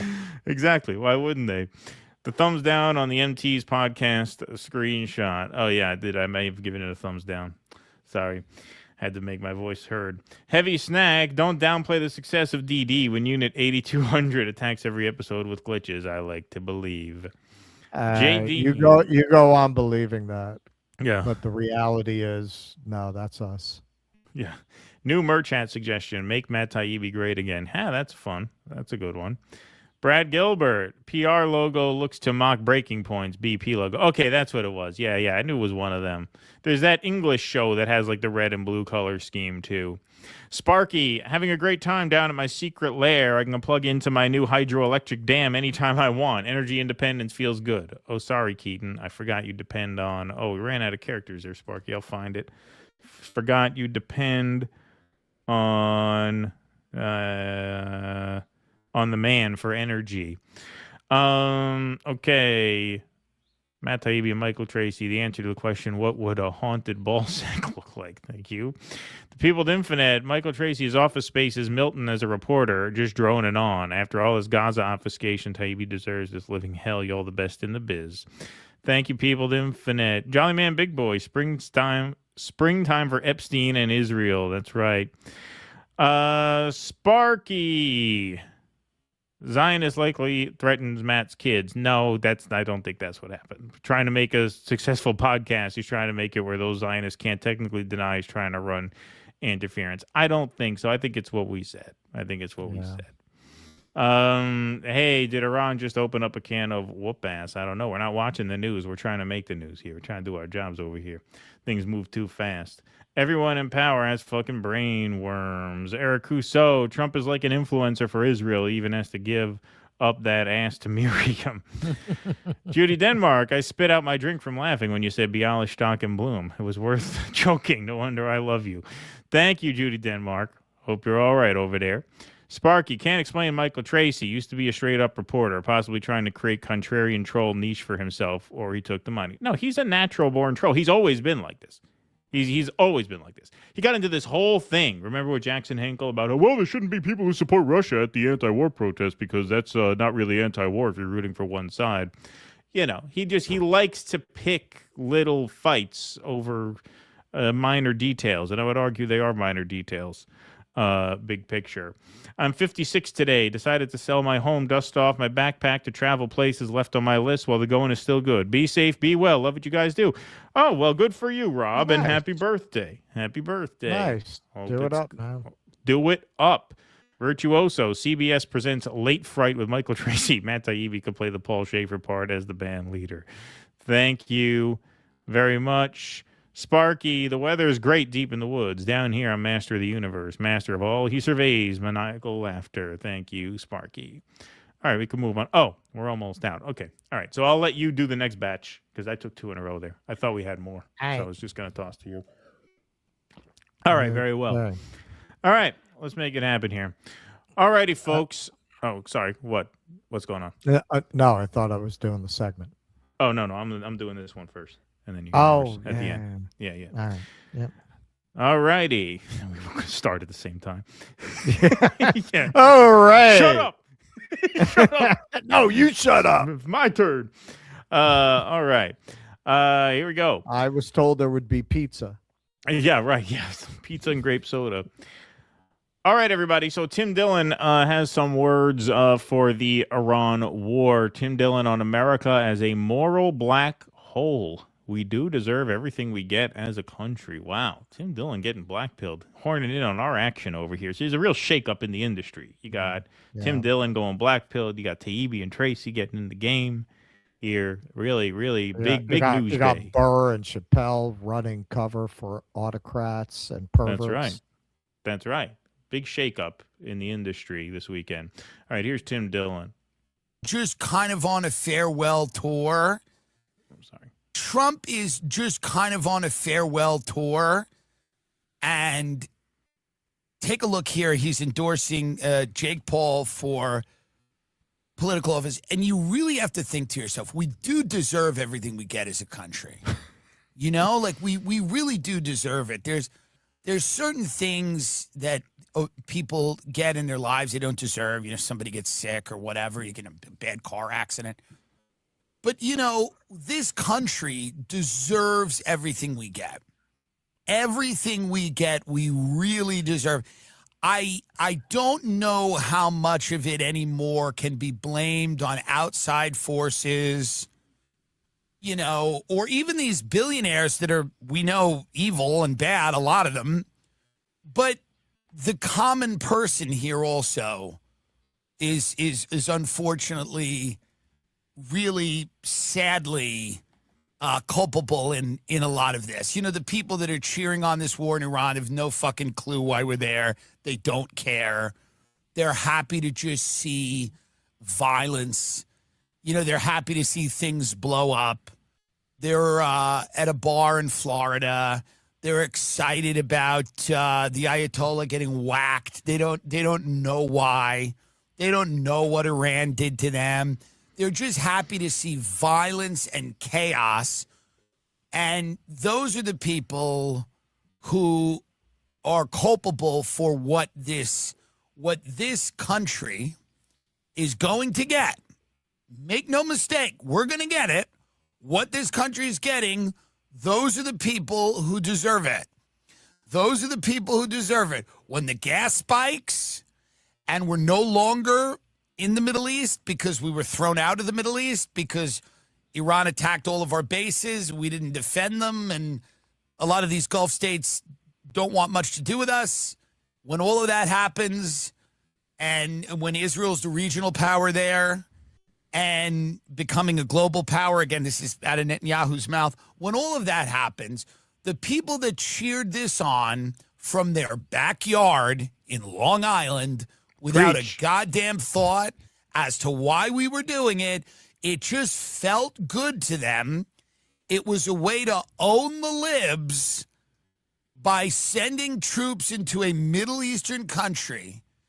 These people are all hopped up on pharmaceuticals and French vanilla coffee creamer, and they have a bloodlust that is insatiable.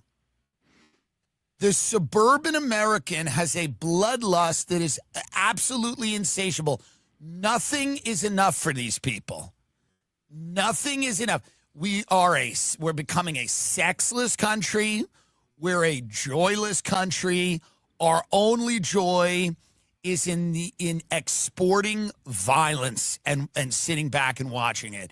It is the only thing that unites people and gets them excited. They all have a bloodlust, and they want things to blow up, and they want people to get hurt, and they don't care that we bombed a school of Iranian children. They don't care that a Tomahawk missile ripped through a school and killed 165 people, many of them between the ages of 8 and 10 years old. They don't care because many parts of this country are a moral black hole. They are a moral black hole where there is no morality. They're amoral.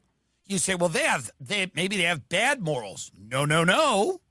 They have no morals. They're a black hole. The banality of evil. That's right. That's right. And, you know, that really brings back a lot of thoughts that I had as a teenager when the Iraq War started. Because as a millennial, you know, we grew up sort of between wars. You know, a lot of the Xers, you grew up during Vietnam, so it was kind of present. Well, in a not sense. really. I mean, it was over. Not you, but the 65. Yeah, I guess you were young kids. If you were like 65, I was 3. Yeah, when so you'd have been they young. Basically came to peace. Right. And 5. But in the when immediate South aftermath of people coming home, I feel like it was more in the air. In the in the 90s, we grew up learning about war as a fact of history. That was things that we used to do. But this was the end of history. This was right here, right now. We didn't need to fight wars anymore, so we thought. So 9/11 was, of course, very jarring. And then the Iraq War, it was really stunning as a young person to see that happen and see so many people support it, and to see George Bush be reelected after starting it, especially as someone who was like 16, 17, 18 while it was starting, and the thought of either a draft happening and me having to go, or like friends that I knew in high school who, went to ROTC and were joining the service. Like, it was pretty scary stuff. And I want to just show you a little article here from Unheard. I thought this was kind of interesting. The Bush GOP never went away. The realignment was a mirage. So this deals with some of these amoral sort of suburbanites that Tim Dillon is talking about. Donald Trump's decision to launch all-out war against Iran has pleased the legacy GOP establishment and wide swaths of MAGA, while disillusioning independents and others who sincerely believe that he was a Republican of a new and different kind, less trigger-happy in foreign policy and more pro-labor in domestic policy. To anyone who has been paying attention, however, it has long been obvious, that Trump's 2 presidencies mark a continuation of the Bush-era Republican mainstream. Trump's bizarre and abrasive style, to be sure, couldn't be more different than that of the Bush dynasty, and his idiosyncratic tariff policy is a genuine break with what went before. But in most areas, Trumpism is simply Bushism gilded by a tacky coat of paint. In political terms, Donald Trump is the brother by a different mother of W and Jeb. So then he goes on. We're not going to read all this, but TLDR, pop quiz. Which of the last 3 Republican presidents has launched a major war of choice against the populous Persian Gulf country? HW, W, or Trump? If you answered all 3, you are right. Second question. Which of the last 3 presidents passed major tax cuts as his main legislative accomplishment? All 3, paraphrasing now for time's sake. But third question, which of the last 3 Republican presidents promoted expansion of guest worker programs for cheap labor? All 3. Fourth and final question, which of the last 3 Republican presidents signed laws or authorized regulations to boost the number of rich foreigners who could buy green cards as a ticket to American citizenship? All 3. By far the most important social base. Okay, so this is where we get to talking about these sort of amoral people that Tim Dillon talked about in his rant there. By far the most important social base of the Bush to Trump Republican Party and the greatest influence on Republican economic policy is made up of small business owners who, according to the Stanford Business Review, represent a distinct Republican-leaning constituency. Business owners are a minority of Republican voters. The majority of voters in both parties are mostly wage earners, but they are overrepresented among GOP primary voters, lobbyists, staffers, and politicians. Apart from professional and technical services, small businesses are concentrated in construction, natural resources, and mining, trade, transportation, and utilities, manufacturing, and leisure and hospitality. Republican-leaning billionaires and mega corporations draw the ire of progressives and some conservative populists, but the party's center of gravity is found among provincial Republican millionaires. Small and regional capital, not big business, forms the social power base of the Trump party and that of the Bushes before him. Yeah, don't forget, a lot of billionaires vote Democrat, right? The people who tend to vote Republican throughout the various Republican incarnations over the years, right, from Reagan to Bush 1 to Bush 2 to now Trump, are the millionaires, the small business owners. And he talks about why that is. It's kind of interesting.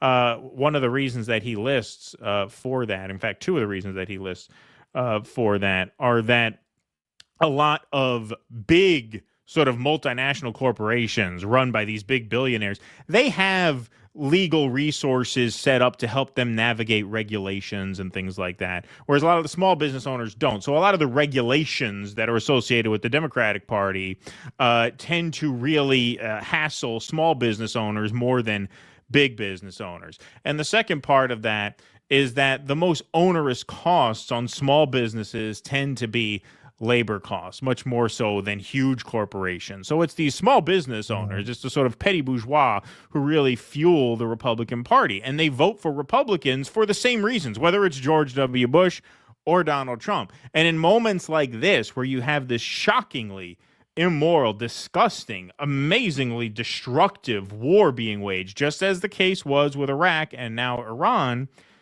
you have the base of the Republican Party essentially remaining these amoral business owners who are low information, who don't pay much attention to the news beyond what affects them immediately, i.e. they want less regulation, less taxes, and less enforced wage growth for their workforce.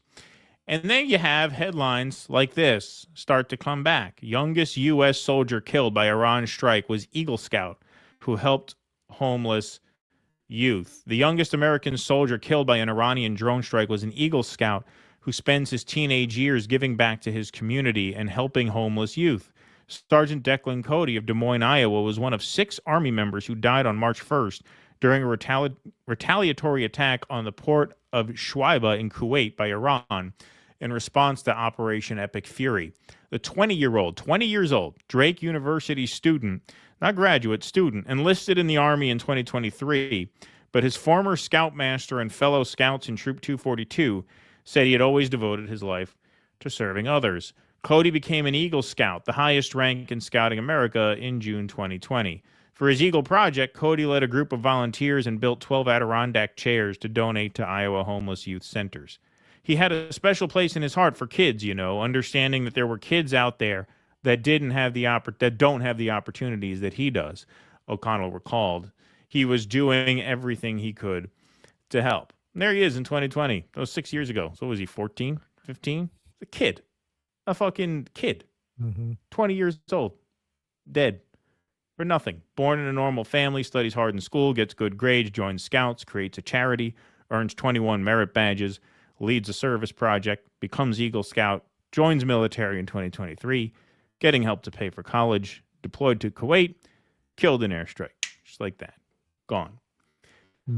Suleiman Ahmed, breaking, the U.S. soldier that died in the KC-135 in Iraq, has been named as Major Alex Klinner.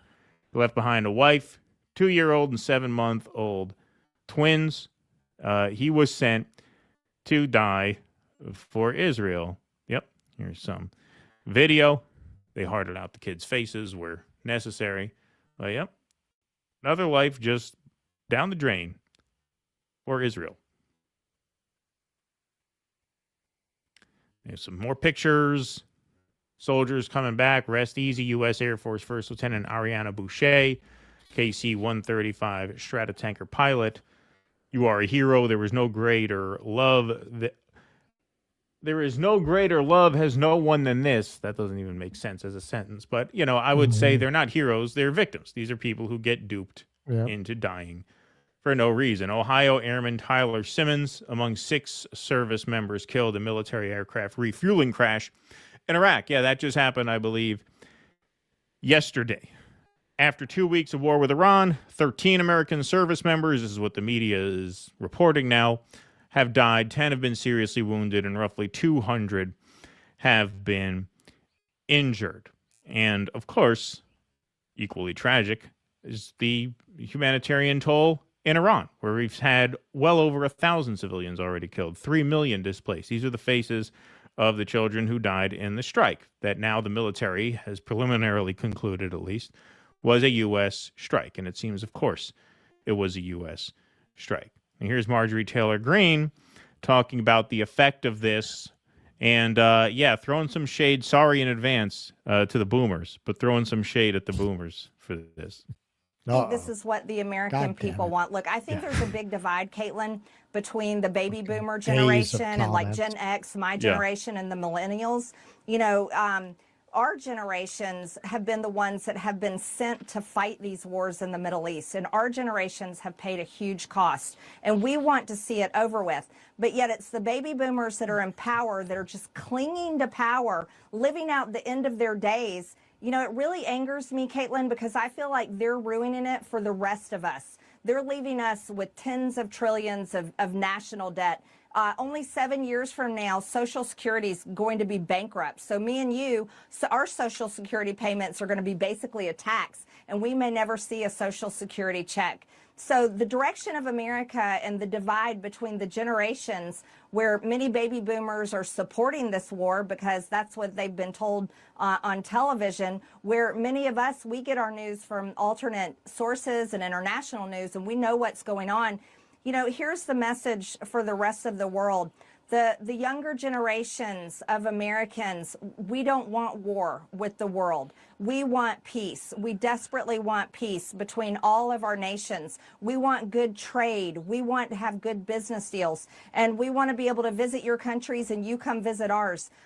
This is not what we want. This is not what we voted for.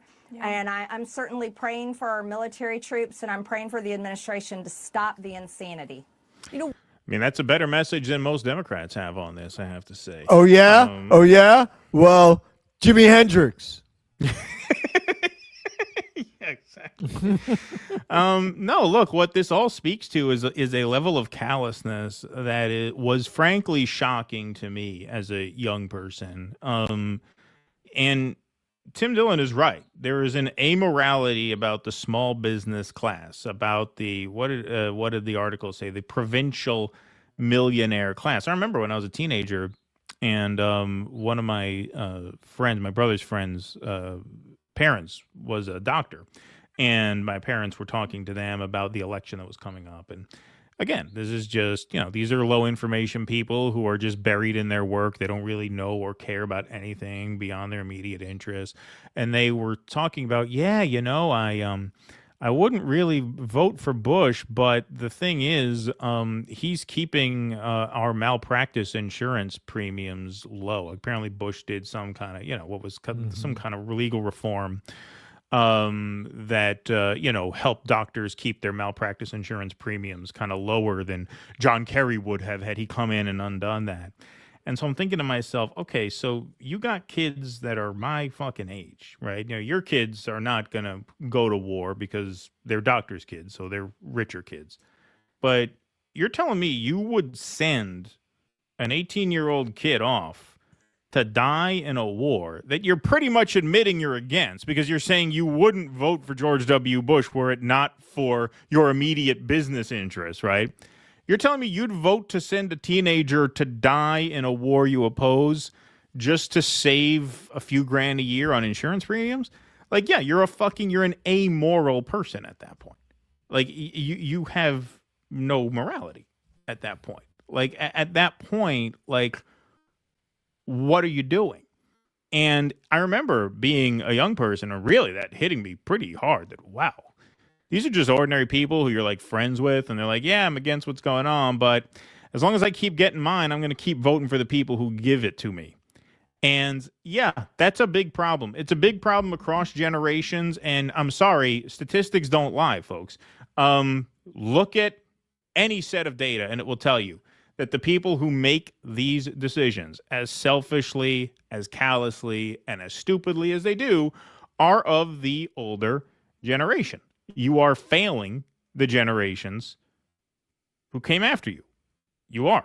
We are certainly going to, as a whole, have a worse life than our parents. I, even as someone who got lucky, really lucky, and is now able to do what is essentially my dream job and like approach the middle class, even I am not going to have materially as secure a life as my parents who sold glass beads at craft fairs, right? Like, they were not rich people. They were middle class people. And I, because I got super fortunate and because we're so lucky and so grateful to have the support from all of you, I maybe at some point will get close to the life they had, but I won't get there. I won't get there. And I got lucky. Before we were doing this, I was driving fucking Uber. I was treading water. I was sampling beer at grocery stores. Like, I was just getting the bills paid as best I can and sweating over every rent check. that I wrote. And so, yeah, we do have a problem in this country of people who are just not able to get their priorities straight. And I think Tim Dillon articulated that very well, which is why I thought it was important to highlight it, because see, that guy's rich. That guy has a lot more followers than we'll ever have. So I thought it was good to hear it come from him. You're so fucking negative, man. I can't take it anymore. You're like, oh, I'm never going to live that life. Maybe you'll live better, yo. Maybe Yeah, you'll live exactly. better. Did they have a house? Did your parents have a house? Did they own a house? They of course they owned a house. We grew up middle class. We grew up. I was middle class. I was not poor. But that's what I mean, man. Like it's really a bleak future that they've created, and they've created it mostly not through malice, but by indifference, but by not caring. That's the point that Tim Dillon was trying to make. These people cheer this on from their backyards because, yeah, they watch the news a few minutes a day, and they don't give a shit. Yeah, an insight. I mean, since we're gonna get it anyway, an insight I've gotten over the time that we, whenever we say the word boomer, we're gonna get like 10 comments. You know what it is. If you go back and you look at news coverage from the 60s and from the 70s and from the 80s, basically into the 80s. They grew up their whole lives with the whole society obsessed with their every gesture. Every time they farted as a generation, the media was all over it, just obsessed with it. Like you look at like Time magazine, it's just full of stories of, the new generation and what they think and what they're doing. For people who their entire lives had the whole culture obsessed with them, and then once they gained the levers of power, kept that going with their own self-obsessed media products and news coverage, just constant focus on themselves, to have the spotlight pass from them, and not only that, to find out in their final years that they're going to end up being absolutely fucking despised by the generations that come after. They're not emotionally equipped to handle that. The way that they developed their understanding of the world with that kind of just absolute fixation on everything that they did not prepare them for an old age where they're going to be remembered as one of the worst generations in history, and the one that really just shit the bed for everybody else and took the legacy of their parents that they had this generational struggle with, that left them with the New Deal and a social safety net, that they're the ones who lit it on fire and burned it down, and that's what they're going to be remembered for. They can't handle it. That's why you cannot lay out that the boomers inherited that legacy and torched it without getting 20 people coming at you in the comment section having a meltdown about it. Exactly. They were not prepared to have an old age where they're despised, because they spent their entire lives being worshipped and fixated on, and then reinforcing that once they were able to keep it going when they took over the media and academia. Yes, exactly. All right. Well, hey, look forward to reading those comments on this one. How do you not realize you're just making our point when you do that? Yeah, right. Exactly. Like, how do you not see that? Right. Yeah, very strange. Very peculiar. All right. You want to take some of those chats over there? All right. Mark Pugliese, this is disturbing. Do you realize that the American Nazis spoke about the Zog in the 80s? What do you call this if not that? Stop clock twice a day. That would be my answer to that. Zog with an asterisk. So, like, not literally, but basically. Basically, yeah. Yeah. Pretty much. I was promised fake business owner. We got to Tim it. It's a Dillon. long show today. Reminder, Lindsey Graham introduced Pete Hegseth to the media around 2010. He'd been Lindsey's joy boy. Pete woke up from a bender finding Lindsey on top for a change, intensifying his alcoholism. Is that in the Epstein Files? Yes. Stoop sign. I'm disgusted Matt Taibbi didn't even get the brand of grape soda black people drink, Welch's or Crush. Instead, he got that white girl Poppy that isn't even soda. He got the prebiotic soda. Yeah, the low sugar soda. Yeah. Yeah, I noticed that too. All right. I would have made a big deal out of I would have monologued about that for 5 minutes, but I didn't want to prove Michael Tracey's point. I didn't want to step on him. Yeah. Yeah. The only time I drink grape soda, it's the weirdest thing, man. All right, so we have like the halal carts in New when I'm York. about to fuck a child. It's the strangest thing. It's a strange thing, It's the strangest weird, thing. I'm walking through a playground. Come I get a craving. I get a craving for that soda. No, we have the halal carts in New York. So like that really has replaced, like back in the day, I always said people don't eat hot dogs anymore. Like that's for the tourists. But like the lunch thing has become the halal carts, which is basically like Indian, Pakistani food. Give me like a big chicken and rice plate with rice. For some reason, the way that if you have them put the hot sauce on that and the white sauce, for some reason that goes perfect with a grape soda. I don't know. I never drink grape soda. That is the only time I will have a grape soda. It just, for some reason, it goes together. Why aren't the press in there fact-checking Sal? Secretary of War, I think. Well, they want to get thrown out. out. I like Sal better. Yeah, Sal is good. Yeah. Literally a war pig. Right, power to the pig. So if you're a sow, that means, exactly. Yeah. Boom. Paul Froelich, power to the pig. Secretary of War. I refuse to call him that. Pam Bondi bragged that the Dow hit 50,000, a milestone not expected until 2030, thanks to Trump. Meanwhile, MAGA has reached TARD level 9,000, a level not expected until 2505, straight out of Idiocracy. And that was from EO Shush. Thank you, ma'am. Tom the Bomb. It seems no other cohort of human beings support, defend, and protect each other more than disgusting weirdo pedophiles. Well, man, if you're to take what Professor Zhang says about it, and I think he's onto something, it's part of their bonding ritual. It's part of the whole point. Yeah, it's cult behavior. Cults engage in increasingly aberrant behavior to build solidarity among the cult. Right. Because now we all have something on each other, so we better not flip. Right. Back from the road. Comrade Dillon is on the right path, I see. Seriously, when you lose this guy, you have lost the people. Yeah, I'd say they lost the people pretty good.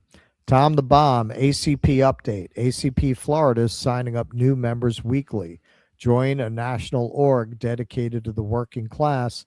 Help your community and fight for a better future. ACP, the bell tolls for the listen, man. I'm going to need your year-end numbers because that was one of my predictions. Yeah. Don't let me down, ACP. Harford.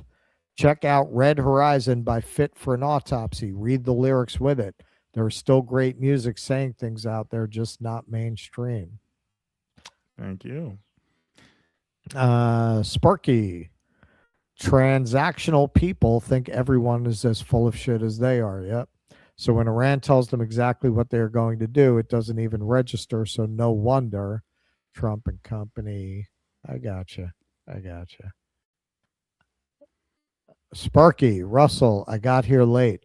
Have you been to China yet? How do you like the flying cars? I can't believe it is almost the end of my time in Vietnam. Tomorrow I go to Saigon, and that's it, man. That's my last week. Then he's going behind the curtain. Well, no, not yet. Then I go to Cambodia. Right? Yeah. Then I go to Cambodia, and then I go to China after Cambodia. Right.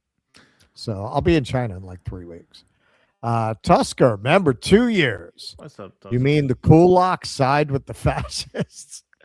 Oh, you with your Kulak talk. Antagonizing the boomers even more.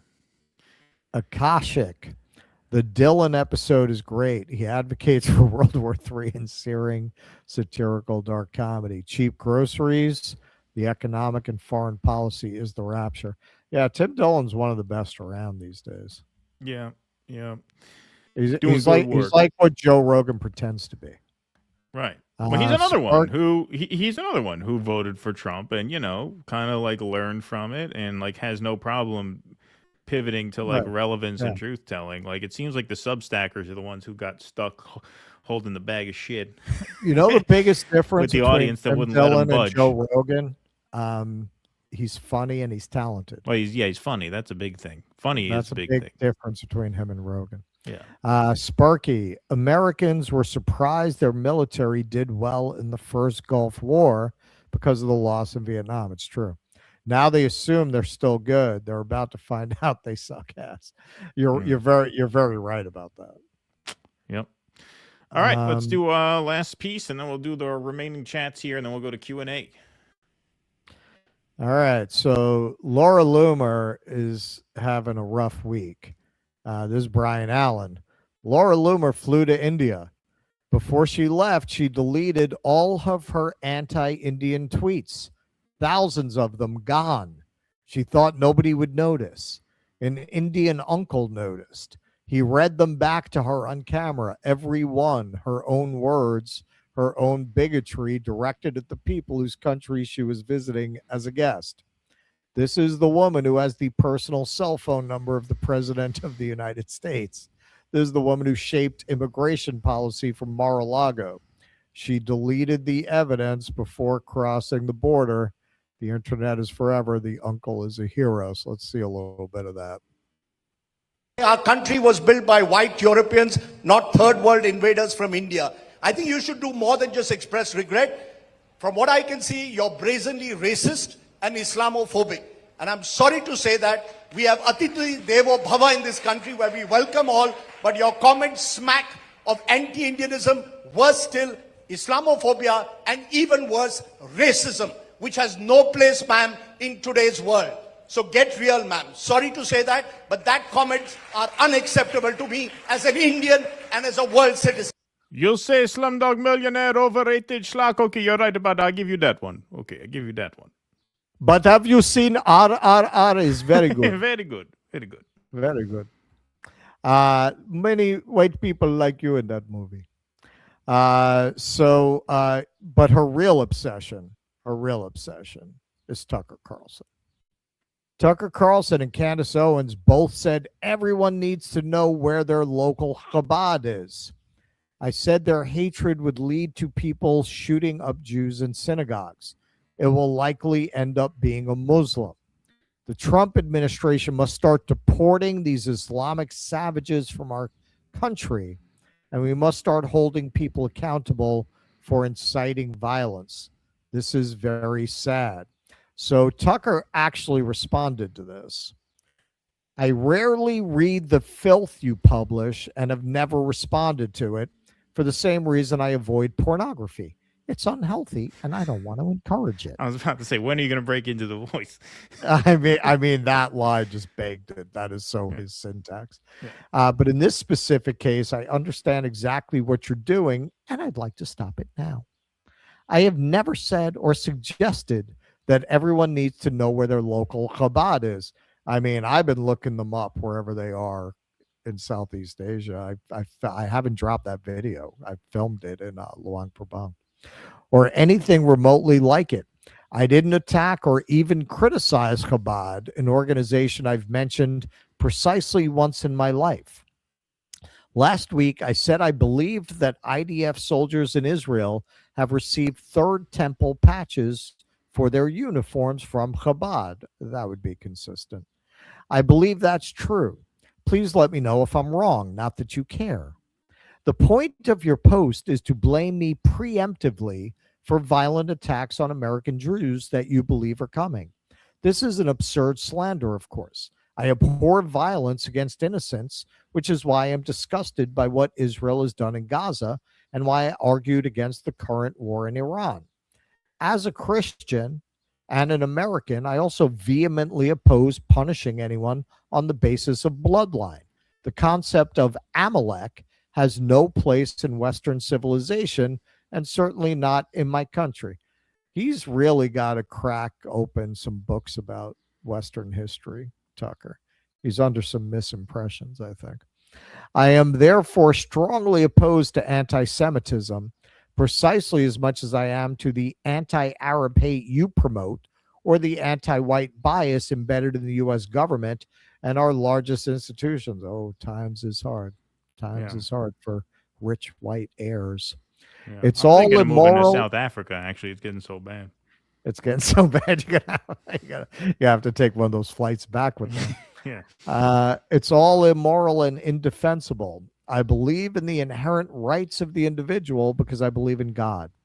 What you're doing divides this country more than you likely understand. I hope you will stop. I hope you will stop. Now, Laura Loomer was not going to take that lying down. Her response was fiery, to say the least.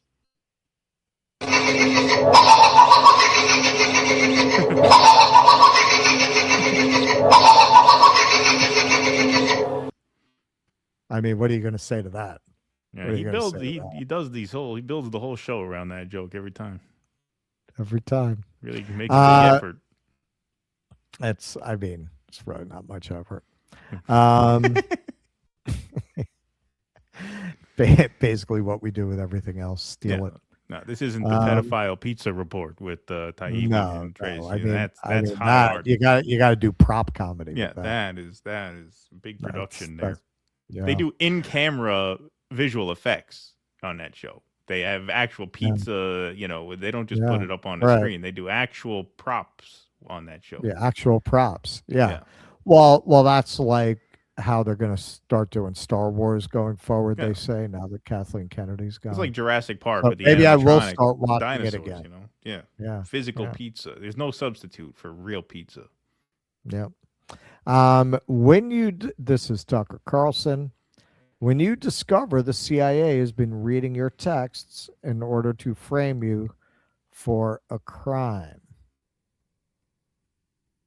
The CIA is preparing some kind of criminal referral against me, a crime report to the Department of Justice on the basis of a supposed crime I committed. What's that crime? Well, talking to people in Iran before the war.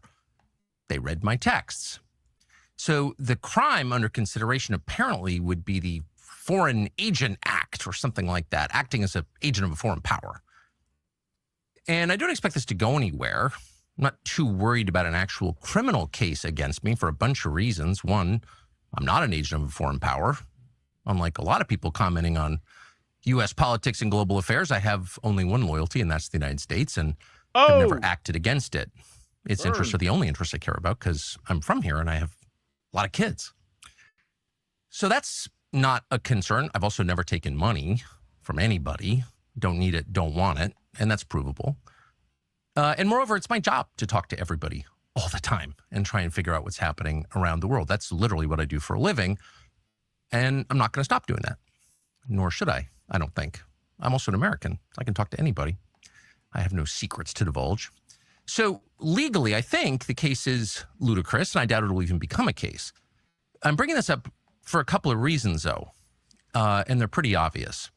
One is that countries tend to become more authoritarian in wartime. It's just the nature of war. People are dying.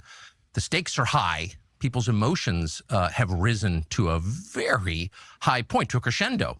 And so there's much less tolerance for any kind of dissent in the homeland. The irony, of course, is the United States fights wars on behalf of freedom, but there's always less of it here in our country during war. So that's a widely recognized phenomenon, and it's likely to happen now too. Another point to make that is worth knowing is that the USIC, the intelligence agency, spy on Americans. Now, you probably knew that, and it's been revealed a lot, including by Julian Assange and Ed Snowden, both of whom are threatened with death for revealing it, but everyone knows but it's probably a little more widespread than most people understand. Okay, so that timing doesn't seem coincidental, right? He's having this whole back and forth with Laura Loomer, and all of a sudden he claims he's going to be referred for criminal charges. This is Cenk Uygur, speaking of stop clocks twice a day. If they start arresting media figures opposed to this war, our freedom is gone. No one will be able to object after that. 2, there are Israeli assets all over our government. 3, so now they're spying in on Americans on behalf of Israel. This level of occupation is unbearable. Yeah, just wait. Watch so it. The anti-Semitism. Oh, watch it. Yeah, well, he's Turkish. Yeah. So here's a Gen X girl. You want to see what they're planning for you? You want to see what they're planning for you? Israeli billionaire Shlomo Kramer says we need to limit the First Amendment in order to protect it. One of the founders of Checkpoint, another big cyber company. Shlomo, it's great to have you here. Welcome. Thank you for having me. How is AI, cyber warfare, shaping geopolitics right now? So AI is going to revolutionize cyber warfare, is revolutionizing cyber warfare from critical infrastructure to the fabric of society and politics, and undermining it, giving unfair advantage to authoritarian governments against democratic countries. First Amendment type of...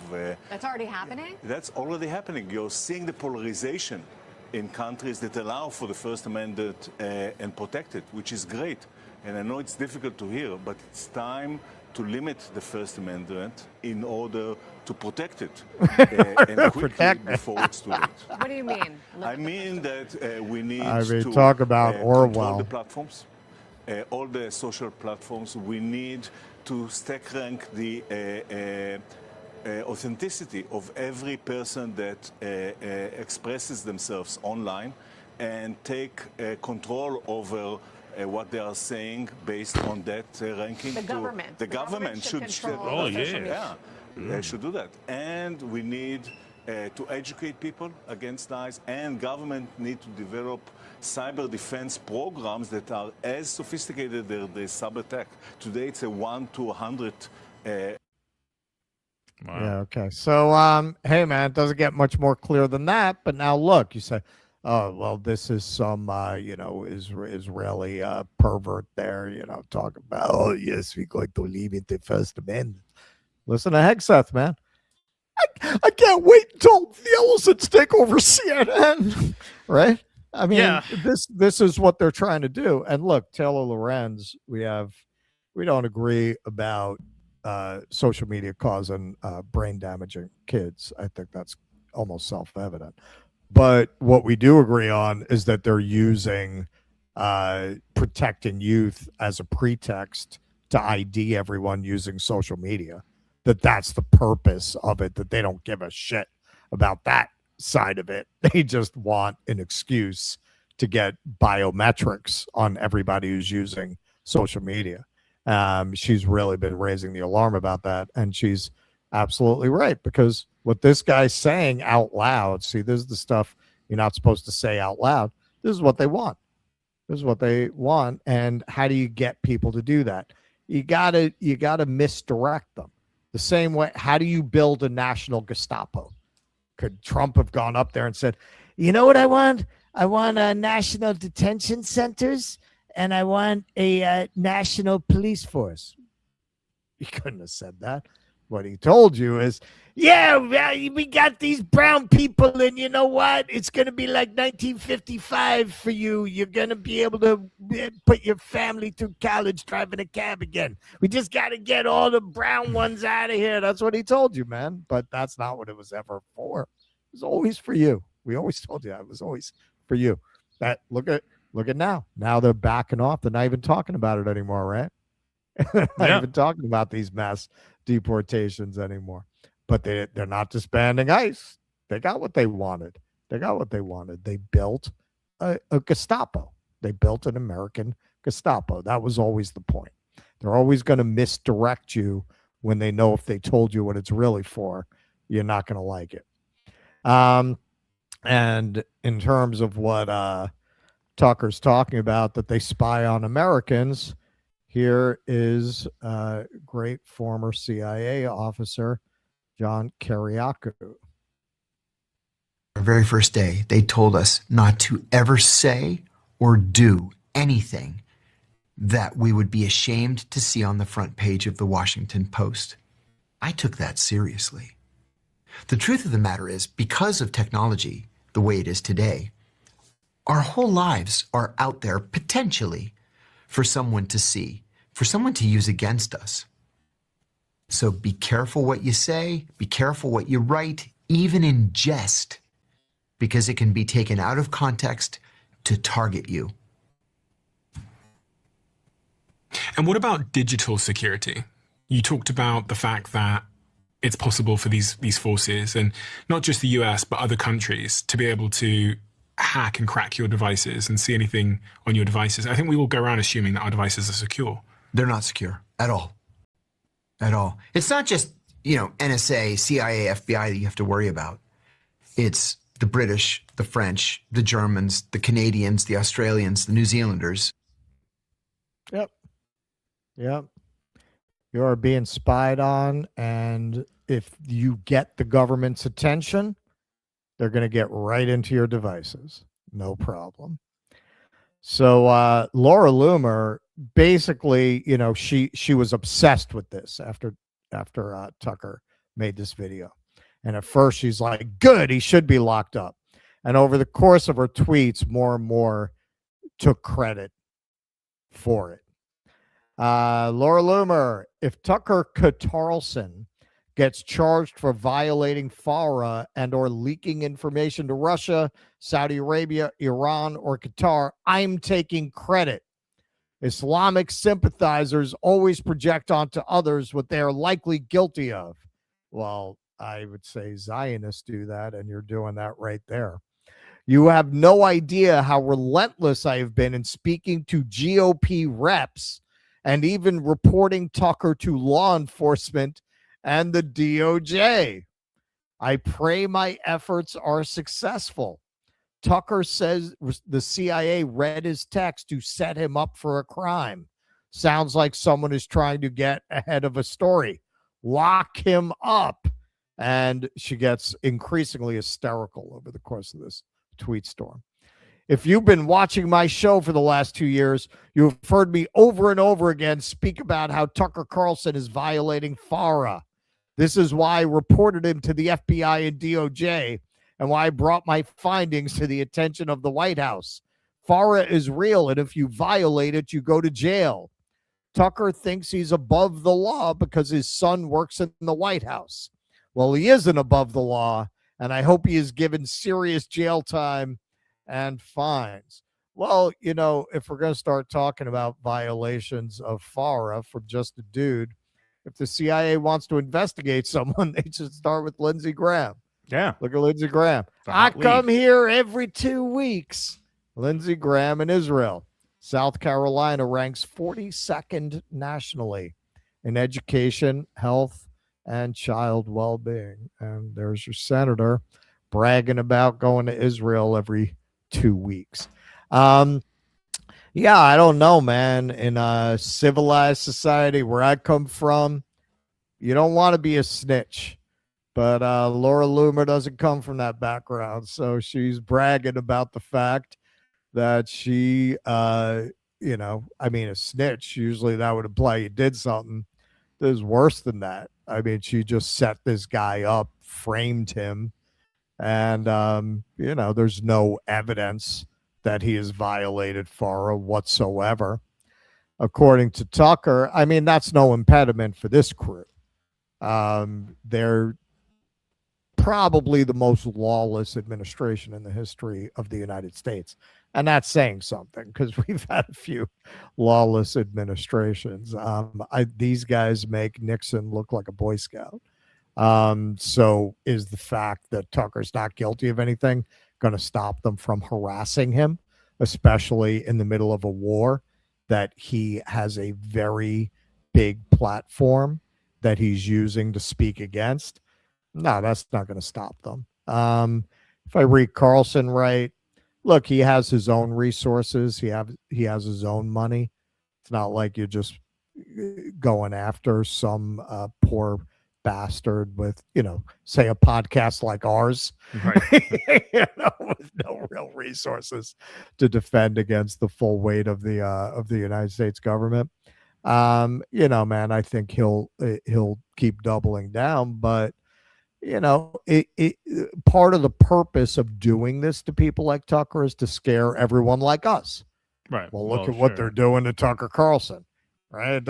Even if they don't get anything on him, the purpose is a chilling effect. It's to scare everybody. Right. And not only do shows like projects on this scale, and even slightly above there's a big distance between us and Tucker. You don't have legal departments to vet everything. So now you got to worry, okay, are we allowed to interview this person? What can we say? It creates a very anti-American climate. And, for all of their betrayals about how anti-war they were, let's not forget, I would argue as big a betrayal, not as consequential yet, but as big a betrayal was Trump's full-throated promises to restore freedom of speech. They broke that immediately with the Mahmoud Khalil thing. But now you're talking about a fucking Daughters of the American Revolution guy. Tucker Carlson's probably been here for fucking 5,000 years. He was probably shooting, his ancestors were spearing buffalo with the, this guy's been here fucking forever. They were probably in the Mormon Garden of Eden there. Yeah, exactly. In Ohio. This guy, you're talking about an American going back, God knows how many generations. Using, this kind of rhetoric to scare people. I think Tucker is too big. I think the political consequences of going after him like that would just be too severe. Look, what stopped ICE in Minneapolis was public opinion. Public opinion. Public opinion is still a very, very powerful thing. That's why they're not getting as many of these detention centers built as they thought they were going to get, because they ran into the exact problem that I told you they would. NIMBY. Hey, nobody wants them near them, right? So you got to put them somewhere. If nobody wants them, they're not going to go anywhere. And so, it's just, it's really horrible. It's really terrifying. It's not going to succeed. They're not going to browbeat people into supporting this war after the Iraq war. People are really not understanding, I think, just how cataclysmic an event that was, how that really changed American politics forever, to the point where I was of the opinion after the Iraq war that no one who supported it would ever get elected president again. And it was only because of COVID that Joe Biden was able to, sneak by. But other than that, he would have gone down just like Hillary went down, just like Hillary went down the first time in 2008. Barack Obama ran in opposition to the Iraq war. That made such an impression that none of this big picture is going to succeed. The question is, just how bad will the damage be in the interim, because these people just lied their way into power. They just fucking straight up fucking lied. Oh yeah, no, we're not about regime change wars. Total lie. We're for free speech. Total lie.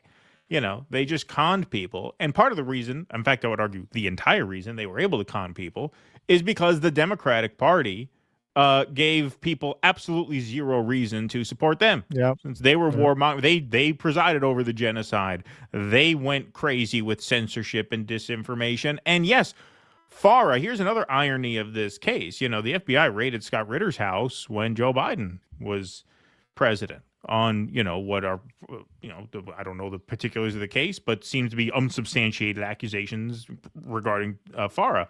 Now, the irony here is that, and, Loomer tweeted about this. She tweeted how, Pam Bondi, one of her first actions as Attorney General was to make it difficult to prosecute FARA cases. Right. Which at the time, I forget what legal maneuver it was. I'm not qualified to get into the weeds on that. Didn't have time to research it. But basically, she kind of hamstrung her own DOJ when it came to going after people for being, alleged foreign agents. And on the surface of things, that looks like a welcome reform because you can weaponize FARA against journalists and use FARA to crush free speech. If I had to guess, though, and I don't know, you guys tell me in the audience what you think about this. If I had to guess, though, looking back on that decision, it was probably to protect people who were doing Israel's bidding in America. That's probably what that was, right? Probably their motivation for deballing FARA was to protect Israeli assets from being prosecuted as Israeli assets. I don't know that for a fact. I'm not naming anybody specifically. I got no reason to, or I don't have that knowledge. So I'm not accusing anybody in particular of anything. But knowing this administration, where their loyalties obviously lie, my guess is they deballed FARA so that Israeli double agents could get away with shit, not to protect people like Scott Ritter and Tucker Carlson from unjust prosecution. So we'll have to wait and see how that plays out. But that was another irony of this case.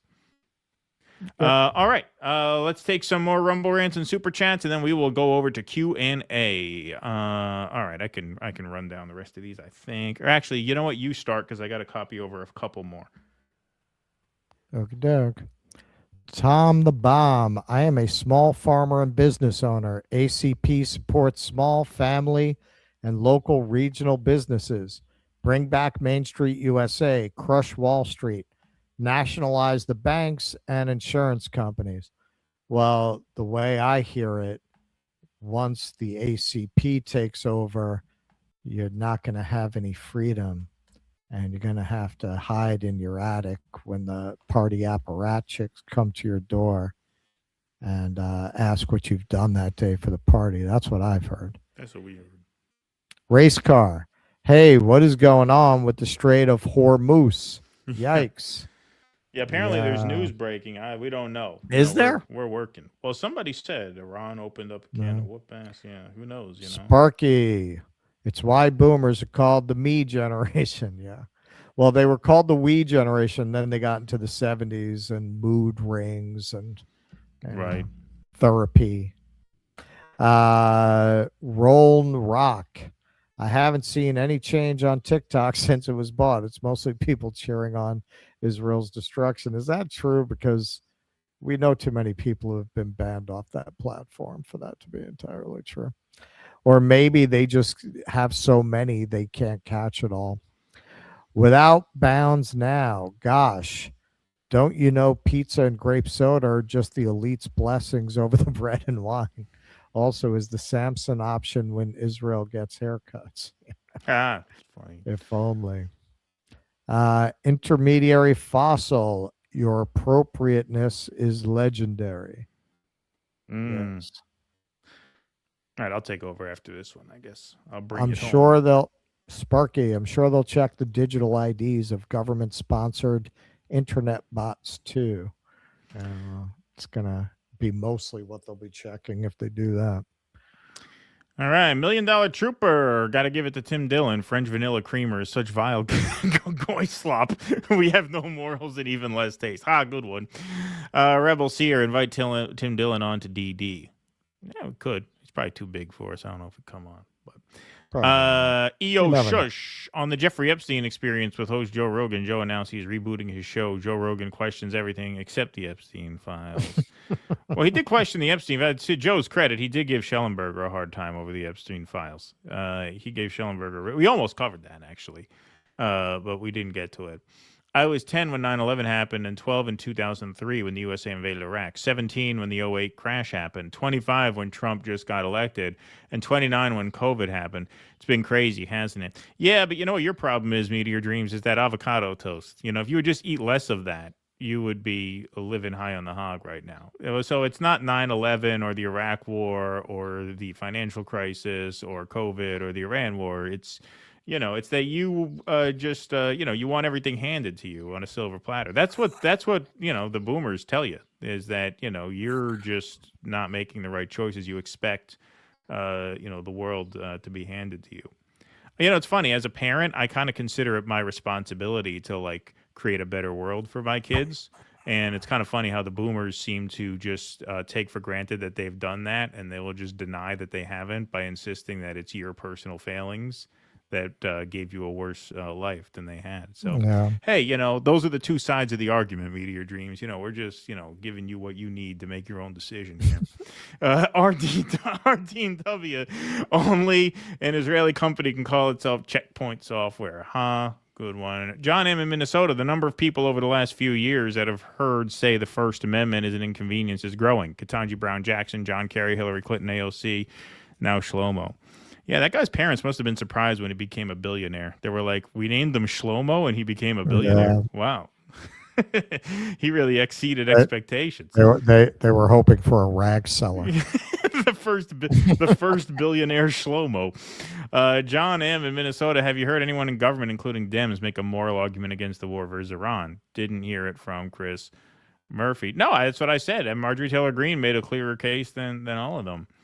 Profanosaurus Rex, when was the last time we heard from the pig man? Yeah, I'm sure that. They kind of buried him in the background. Yeah, after listen, the you Epstein gotta cool it with that. Yeah. EO Shush, prior to October 7th, favorability toward Israel is 76%. Since then, their actions have been so horrific. News polls show their ratings have sunk. Yeah, Hitler. Yeah. All right. Let's see. What do we got over here? Okay, we got a couple more super chats came in under the wire here. Rowan Rock 8 says, "Oh yeah, Country Joe and the fish." Huh, good one. All right, let me copy this last one over. Hope I didn't miss anything. I'll check on the break, and if I did, I'll get to him over there. I just going as fast as we can. Here we go. Boom. That worked, right? Hello from Switzerland. €100. Wow. Thank you for that. Love your work, guys. There's a fascinating discussion with Dr. Arthur Kashikian's discussion, neutrality studies, you might find interesting. Well, thank you for that. Appreciate that very, very much. Thank you for that generous donation, and welcome to the show. Wow, we had a great crowd in here today. Still at 3480 in the YouTube chat, 993 over on Rumble. Appreciate you all so much for being here with us. DoDissidents.com/Rumble is where the show will continue after a 5-minute intermission. So, Russ, what we got on the intermission here? This it was a very easy one to make, and it was a pleasure. This is a great, dark, satiric song about the moment we're in. Oh yeah, you showed me that one, right? Has taken. Yeah, this is one of the best song parodies capturing the moment I've seen. It was definitely AI assisted. But, I mean, we know from, Kurt, he's explained the process of how he does this. The lyrics are definitely stuff that they wrote, and it's great. It's really great. All right, well, we're going to take a 5-minute break, and the show will continue. DoDissidents.com/Rumble. That's the link to the Q&A. All are welcome to watch and chat along. Patrons are welcome to call in, so feel free to get that call-in queue started right now. We will be back here on Tuesday, 1 p.m. Eastern, for our regularly scheduled midweek broadcast. Until then, thanks everybody for being with us today. Great crowd, as always. These Sunday mornings really seem to rock hard. So make sure you smash that like button on the way out. Smash the subscribe button if it's your first time here. That follow button over on Rumble. If you're not sticking around for the Q&A, we'll see you Tuesday at 1 p.m. Eastern. If you are sticking around, we'll see you in 5 minutes. Until whenever we see you again, thanks, Jake, in the booth. Thanks to the mods, the YouTubers, and the Rumblers. Thank you all, as always, for being with us. Until next time, be safe and be well. Courage! Please clap.